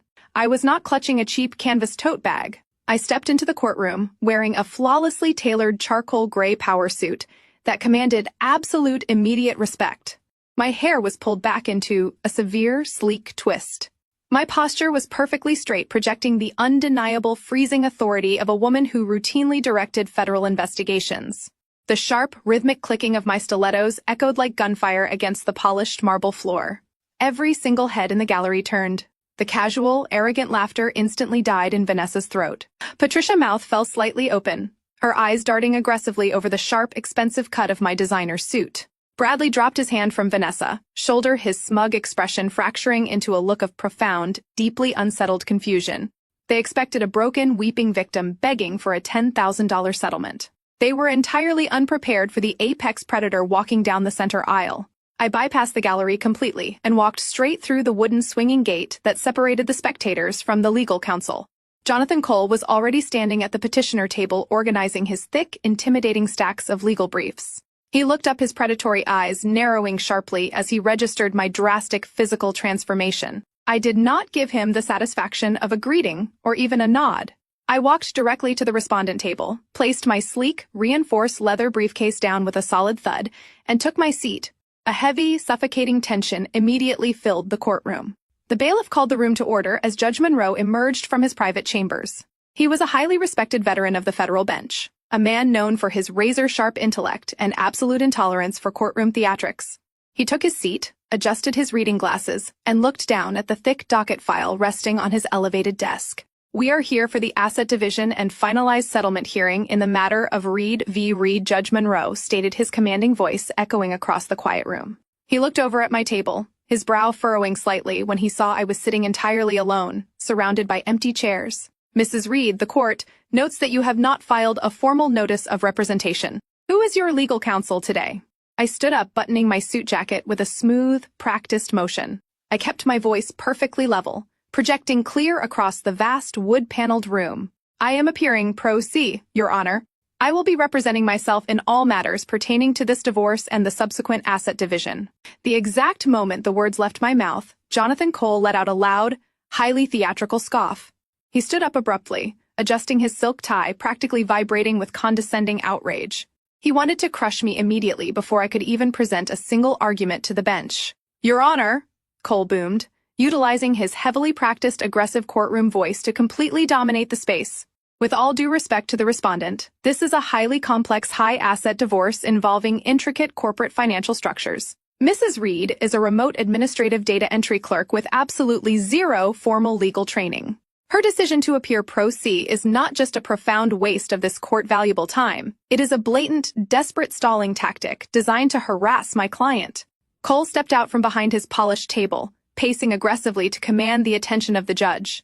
My client made a highly generous, completely voluntary settlement offer of $10,000 during mediation, an offer the respondent blatantly refused after staging an erratic, hysterical emotional breakdown in my conference room. She is fundamentally incapable of understanding the legal reality of her situation. She has no comprehension of asset division law. She lacks the basic vocabulary to even participate in the discovery phase. I formally request that the court dismiss any and all of her financial claims immediately due to her severe documented lack of legal understanding. She is completely out of her depth, and we demand an immediate summary judgment in favor of my client. From the gallery behind me, I could hear Patricia let out a soft, highly satisfied hum of agreement. Bradley leaned forward against the wooden railing, his arrogance fully restored by his high-priced attack dog. Vanessa was practically glowing with triumph. They thought Cole had just delivered the fatal blow. They thought the judge would look at my lack of a hired attorney, agree with the senior partner assessment of my intelligence, and throw me out onto the street with absolutely nothing. I did not interrupt the lawyer. I did not raise an objection. I simply stood at my table maintaining absolute freezing eye contact with Judge Monroe, letting Jonathan Cole dig his own professional grave before I dropped the federal guillotine right on top of his neck. Judge Monroe clasped his hands together, his expression entirely unreadable as he stared down at the plaintiff table. He looked over his reading glasses at Jonathan Cole, acknowledging the senior partner. Aggressive demand for an immediate summary judgment before shifting his sharp, calculating gaze directly to me. Mrs. Reed, Judge Monroe said, his deep voice cutting through the heavy tension of the courtroom. Opposing counsel has made a highly forceful motion to dismiss your claims based on your lack of legal representation and your supposed inability to comprehend the financial complexities of this asset division. Do you have a formal response to this court before I issue my ruling? I did not flinch. I did not show a single ounce of the manufactured panic I had displayed in the mediation room just days prior. I reached down to the polished wooden table and unlatched my reinforced leather briefcase. The heavy metal lock snapped open with a sharp, definitive click that reverberated loudly across the silent room. I reached inside and pulled out the thick, securely bound stack of documents. The stark, brilliant red seal of the federal special master gleamed under the harsh fluorescent lights of the courtroom. Your Honor, I began, my voice perfectly steady and echoing with absolute, freezing authority. I am not here to argue over an insulting $10,000 settlement, nor am I here to waste the valuable time of this federal bench. I would like to formally submit a comprehensive financial discovery exhibit into evidence. I am submitting Forensic Accounting Report number 402 regarding the massive undisclosed and highly illicit hidden assets of the defendant, Bradley Reed. The exact second the words left my mouth, Jonathan Cole let out a booming, highly theatrical burst of arrogant laughter. It was a harsh, mocking sound, specifically designed to humiliate me completely and entirely discredit my presence in the room. In the gallery behind me, I could hear Bradley lean back against the heavy wooden bench and actually start chuckling aloud. He nudged Vanessa, who let out a sharp, condescending giggle of her own. Patricia let out a loud, dramatic sigh of pure disgust, leaning over to whisper something cruel to Trent. They were all participating in the public execution of my dignity. Jonathan Cole aggressively buttoned his suit jacket and stepped out from behind the petitioner table. He paced toward the center of the room, playing to the gallery and the judge with the polished, predatory arrogance of a man who believed he owned the entire judicial system. Your Honor, I must strongly object to this absolute, unmitigated circus, Cole declared, waving his hand dismissively toward my table without even looking at me. My client is a highly respected managing director at a top-tier investment bank. His financial disclosures are a matter of pristine, heavily verified public record. He even signed an affidavit of financial disclosure just to satisfy the emotional hysteria of the respondent. Now, his disgruntled, unemployed administrative data entry clerk of a wife wants to submit what I can only assume is a fabricated homemade spreadsheet she printed off a public library computer. Cole stopped pacing and turned to face the bench, shaking his head with manufactured exhaustion. This is exactly why pro se litigants are a severe danger to the efficiency of the judicial system. She is pulling random inflated numbers out of thin air because she is bitter about being handed a divorce. She likely watched a documentary on financial fraud over the weekend and suddenly decided to play the role of an investigator. It is pathetic, and it is a severe insult to the dignity of this courtroom. The bailiff stepped forward, his heavy boots echoing on the marble floor. He retrieved the bound report from my outstretched hand and carried it up the steps, placing it squarely in the center of Judge Monroe's elevated desk. Jonathan Cole watched the transfer with an expression of profound, unfiltered disgust. He pointed a manicured finger at the document resting on the bench. "We absolutely refuse to acknowledge these fabricated garbage reports." Cole continued, his voice rising in aggressive, booming volume. "This is a federal family court, Your Honor. We deal in documented, undeniable reality. We deal in verified, ironclad financial facts. My firm spends millions of dollars annually to retain the services of elite, untouchable organizations precisely because they represent the absolute gold standard of financial truth." Cole leaned forward, resting his hands on the wooden railing, separating him from the judge, setting the ultimate fatal trap for himself. This court only operates based on certified federal-level forensic data from elite government-appointed oversight organizations. We only recognize audits from institutions possessing the highest level of security clearance and analytical rigor. We are talking about institutions like Apex Forensics. We do not accept random spiral-bound trash created by a woman who files basic paperwork for a living. I stood perfectly still behind my table. The absolute breathtaking irony of his statement hung heavily in the cold-conditioned air of the courtroom. Jonathan Cole, a senior partner who charged $1,000 an hour to protect the corrupt elite, had just enthusiastically validated the exact weapon I had placed on the judge's desk. He had just passionately demanded that the court solely rely on the specific federal agency that I personally directed. He had built an impenetrable wall of credibility around my work without even realizing it. "I completely agree with opposing counsel, Your Honor," I said smoothly, my voice slicing through the heavy silence. I turned my head just slightly to look directly into Jonathan Cole. Arrogant, predatory eyes. A federal court should absolutely never rely on fabricated garbage. The court should only trust verified, air-gapped, legally binding data extracted directly from the Cayman Island shell companies that Mr. Reed currently operates. The specific words Cayman Island acted like a physical blow to the room. The arrogant laughter in the gallery instantly died. I did not even have to look backward to know that Bradley's smug smile had completely vanished.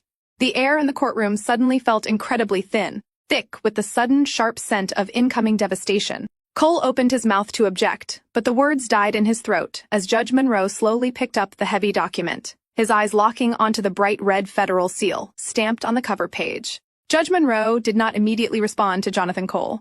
He sat in total silence on the elevated bench. The heavy mahogany courtroom felt as though the oxygen had been completely vacuumed out of the air. The judge slowly opened the thick, bound document I had submitted. His eyes immediately fell upon the cover page. I watched his gaze track over the crisp, black text, stopping dead on the vibrant raised red seal of the federal special master pressed firmly onto the lower right corner. His eyes shifted to the bold, handwritten signature placed directly beside the seal. A profound, heavy stillness settled over his features. The kind of stillness that precedes a catastrophic natural disaster. Jonathan Cole stood at the petitioner table aggressively adjusting his silk tie, completely misinterpreting the extended silence. He thought the judge was staring in utter disbelief at a fabricated piece of trash. He genuinely believed he had already won the morning. Cole puffed out his chest, preparing to deliver another booming theatrical monologue about the sanctity of the federal court system and the absolute delusion of pro se litigants attempting to play lawyer. Judge Monroe slowly closed the file. He reached up and methodically removed his reading glasses, placing them onto the polished wood of his desk with a soft, deliberate click. He leaned forward, lacing his fingers together, and looked down at Jonathan Cole. The expression on the judge's face was not one of anger or irritation. It was a look of profound, devastating pity. It was the exact look a man gives to a pedestrian who has just unknowingly stepped directly into the path of a speeding commercial freight train. Counselor Cole, Judge Monroe began, his deep voice slicing cleanly through the absolute quiet of the room. "You just spent the last 5 minutes of this hearing passionately defending the integrity of the federal oversight system. You went on the official record demanding that this court solely rely on the unassailable data provided by elite government-appointed institutions. Specifically, you named Apex Forensics as the absolute gold standard of financial truth in the United States." Cole smiled a slick, predatory grin that reached his eyes but lacked any genuine warmth. "Yes, Your Honor. My firm trusts their methodology implicitly. We rely on their corporate audits to protect our most valuable clients from frivolous financial claims. We respect their institutional authority above all others." The judge did not return the smile. He did not blink. He simply tilted his head slightly to the side. "Then I find myself in a state of absolute bewilderment, Counselor. Judge Monroe's voice dropped an octave, resonating with a freezing, inescapable authority. If your firm relies so heavily on their audits, and if you respect their institutional authority as much as you proudly claim, do you truly not recognize the woman standing directly across from you today? The slick, confident smile on Jonathan Cole's face froze instantly. His brow furrowed in sudden, sharp confusion. He physically turned his head, looking at me across the aisle, as if seeing me for the very first time. He took in my tailored charcoal suit, my perfect, unyielding posture, and the freezing, predatory calm radiating from my eyes. A flicker of genuine, primal unease finally breached his arrogant facade.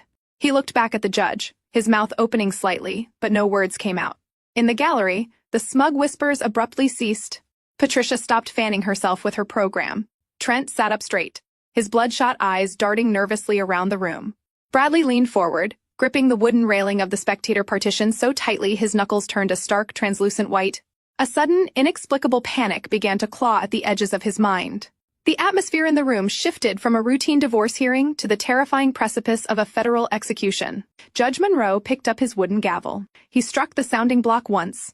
The sharp, explosive crack echoed like a gunshot, demanding absolute submission from every single breathing soul in the room. "Let the official court record reflect," Judge Monroe declared, projecting his voice to every corner of the vast courtroom, "that the respondent appearing before this bench is not an administrative data entry clerk. She is Cassidy Lawson.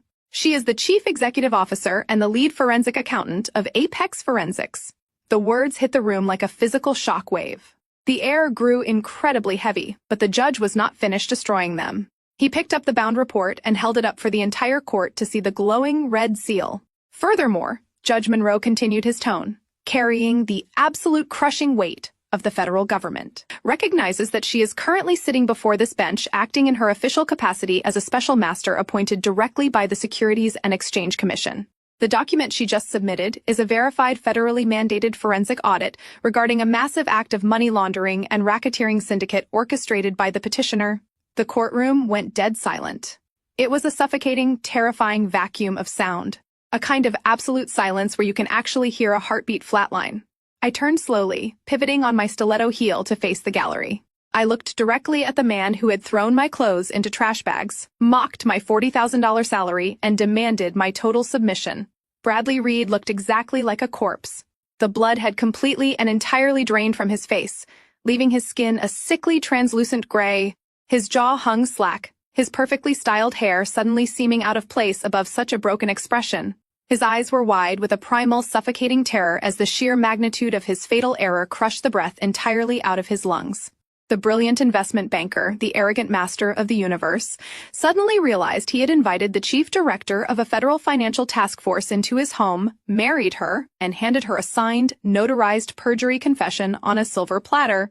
He had not just lost his divorce. He had just lost his freedom, his wealth, his reputation, and his entire future. Beside him, the facade of the rising legal star violently shattered. Vanessa's face contorted in absolute, unfiltered horror. She suddenly understood exactly why I had asked for that specific disclosure form during the mediation. She understood the catastrophic legal implications of her own golden notary stamp. She was not just a mistress moving into a luxury penthouse anymore. She was a documented co-conspirator in a federal RICO violation. She began to physically tremble. Her hands shook so violently that she lost her grip entirely. The thick, heavy stack of legal files she had been clutching to her chest slipped from her fingers. The binders crashed down onto the hard marble floor, the sharp, echoing clatter shattering the dead silence of the courtroom. Papers spilled everywhere, a chaotic, messy reflection of their entirely ruined lives. Jonathan Cole stood frozen at his table, his mouth opening and closing without any sound coming out. He looked from the judge to the federal audit resting on the bench, and finally, to me. The senior partner realized in real time that his arrogant junior associate and his wealthy client had just dragged his prestigious law firm directly into the center of a federal criminal indictment. I did not smile. I did not gloat. I stood perfectly still, letting the absolute destruction of their arrogance wash over the room. They had demanded a brutal legal battle. I had just delivered a total, unmitigated slaughter. I did not give Jonathan Cole a single second to recover his breath or formulate a desperate defense. I turned back to face Judge Monroe, my voice ringing out with the lethal clinical precision of a federal prosecutor delivering a final execution order. "Your Honor," I stated, gesturing smoothly toward the red-sealed document resting on the elevated bench.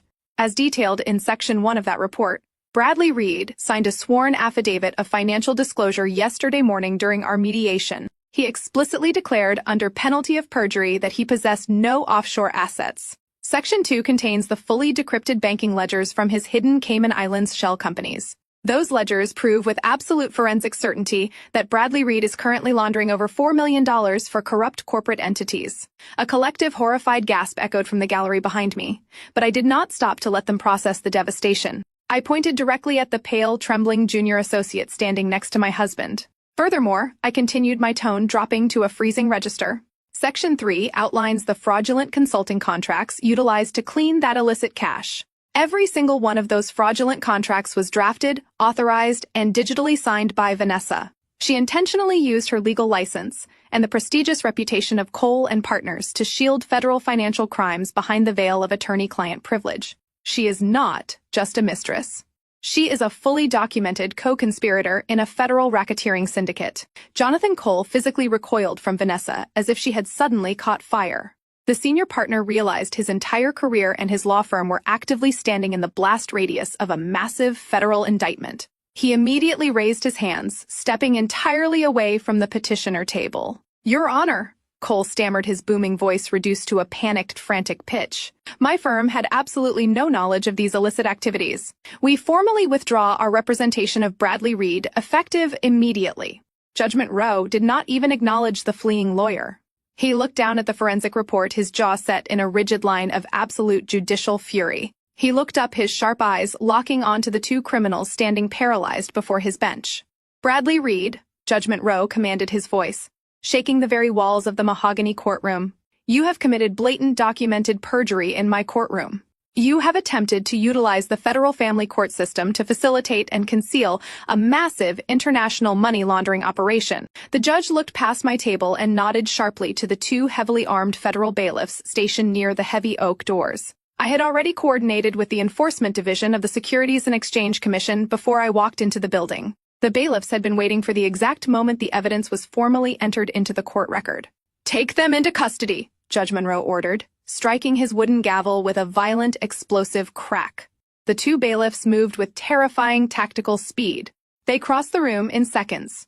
One officer grabbed Bradley by the shoulder, spinning the arrogant investment banker around and slamming him forcefully against the polished wooden table. Bradley let out a pathetic, breathless choke. He did not fight back. Not fight. He was completely paralyzed by the sheer, unmitigated shock of his entire world collapsing. The heavy metallic click of steel handcuffs locking around his wrists echoed sharply across the silent room. Vanessa completely lost her mind. She fell to her knees on the marble floor, sobbing hysterically. Her hands shaking so violently, she could barely hold them up for the second officer. "Please," she begged, her voice a shrill, desperate shriek. "I am a lawyer. I am a lawyer." "Not anymore," Judge Monroe stated coldly, looking down at her weeping form with pure disgust. "I am forwarding this forensic report directly to the State Bar Association with my personal recommendation for your immediate permanent disbarment. You will never practice law in this country again. Put her in irons." The second set of handcuffs clicked shut. The sound was absolute symphonic perfection. In the gallery, the reality of the federal raid finally hit Trent. He watched his untouchable younger brother get shackled and read his Miranda rights. Trent knew the forensic report contained the casino ledgers. He knew the federal agents would be kicking down his door in a matter of hours to arrest him for his role in the domestic money laundering lair. Pure animalistic panic took over his body. Trent shoved past his mother, knocking her heavy designer purse to the floor, and bolted toward the center aisle, desperate to escape through the back doors of the courtroom. He did not make it 3 steps. Naomi stepped gracefully out of her wooden pew and moved directly into the center aisle, completely blocking his path of retreat. She wore a stunning, perfectly tailored emerald suit. She looked like absolute royalty standing in front of a desperate, pathetic coward. Trent skidded to a halt, his chest heaving, looking at his wife with wild, bloodshot eyes. "Move," Naomi Trent hissed, trying to push past her. "I have to get out of here right now." Naomi did not flinch. She did not move a single inch. She reached into her designer handbag and pulled out a thick stack of legal documents stamped with a glowing priority seal. With a swift, incredibly satisfying motion, she slapped the heavy documents directly against his chest. Trent instinctively grabbed the papers before they fell, looking down in absolute confusion. "You are not going anywhere, Trent," Naomi said, her voice smooth, elegant, and laced with absolute lethal authority. Those are your finalized divorce papers. Attached to them is a federal court order executing a total immediate freeze on all of your bank accounts, your credit lines, and the fraudulent home equity loan you tried to take out against my property yesterday morning. You have exactly $0 to your name. You cannot even afford a bus ticket to run away. Trent stared at the legal freeze order, his mouth opening in a silent scream, as his entire escape plan instantly evaporated. He was completely trapped, bankrupt, and waiting for the federal agents to arrive. Patricia Reed finally broke. The matriarch who had spent the entire morning sneering at me, the woman who had demanded my absolute poverty and submission, let out a visceral, horrifying scream of absolute despair. She fell back against the wooden bench, clutching her chest, her diamond bracelets clinking uselessly against the wood. She watched in total helpless agony as both of her golden elite sons were utterly destroyed in the span of 5 minutes. Her legacy was ash. Her wealth was seized. Her social empire was permanently annihilated. I did not stay to watch them drag my ex-husband out in chains. I smoothly closed my reinforced leather briefcase, the sharp click signaling the absolute end of the war. I turned my back on the screaming mother, the weeping mistress, and the arrested banker. I walked calmly down the center aisle of the courtroom. Naomi turned and fell into step perfectly beside me. We did not look back at the chaos, the crying, or the destruction we had orchestrated. We pushed through the heavy oak doors, leaving the toxic, rotting legacy of the Reed family trapped inside their own custom-built cage. We walked out of the federal courthouse and stepped into the blinding, brilliant Chicago sunlight. The air felt incredibly clean. I took a deep breath, feeling the absolute triumphant weight of true freedom. I had not just won a divorce. I had protected my dignity, secured my financial future, and completely eradicated the monsters who tried to bury me. Naomi looped her arm through mine, a fierce, beautiful smile breaking across her face. We walked down the marble steps together, leaving the ruins of our past behind, ready to conquer the magnificent, untouchable lives we truly deserved. The story we just witnessed is an absolute masterclass in the fatal cost of underestimating others. Arrogance completely blinds people to the truth sitting right in front of them. Bradley and his toxic family mistook Cassidy's silence for weakness and her humility for incompetence. The most profound lesson here is that true power never needs to be loud, boastful, or performative. While the Reed family spent their time shouting their supposed superiority, belittling her background, and manufacturing a false reality to stroke their own fragile egos, Cassidy was quietly gathering facts. She did not waste her precious energy arguing with people who were absolutely committed to misunderstanding her. Instead, she let them talk. She allowed their overwhelming narcissism to make them profoundly careless. Furthermore, this narrative teaches us that our inherent worth is never defined by how abusive people treat us. When you are entirely confident in your own abilities and your own truth, you do not need to seek validation from those who actively try to tear you down. Cassidy and Naomi both recognized that their environment was specifically designed to break them. Rather than shrinking themselves to fit into that abusive dynamic, they built a flawless exit strategy based on undeniable evidence and unshakable self-belief. Financial independence and emotional control are your ultimate shields. Cassidy did not let her justified anger dictate her actions. She let her sharp intellect drive her strategy. They weaponized their arrogant assumptions against them. Ultimately, the greatest revenge against those who try to destroy you is not returning their petty cruelty. It is completely outsmarting them, permanently removing their power over your life and walking away entirely free. Let me know in the comments below if you have ever had to quietly outsmart someone who severely underestimated your true potential.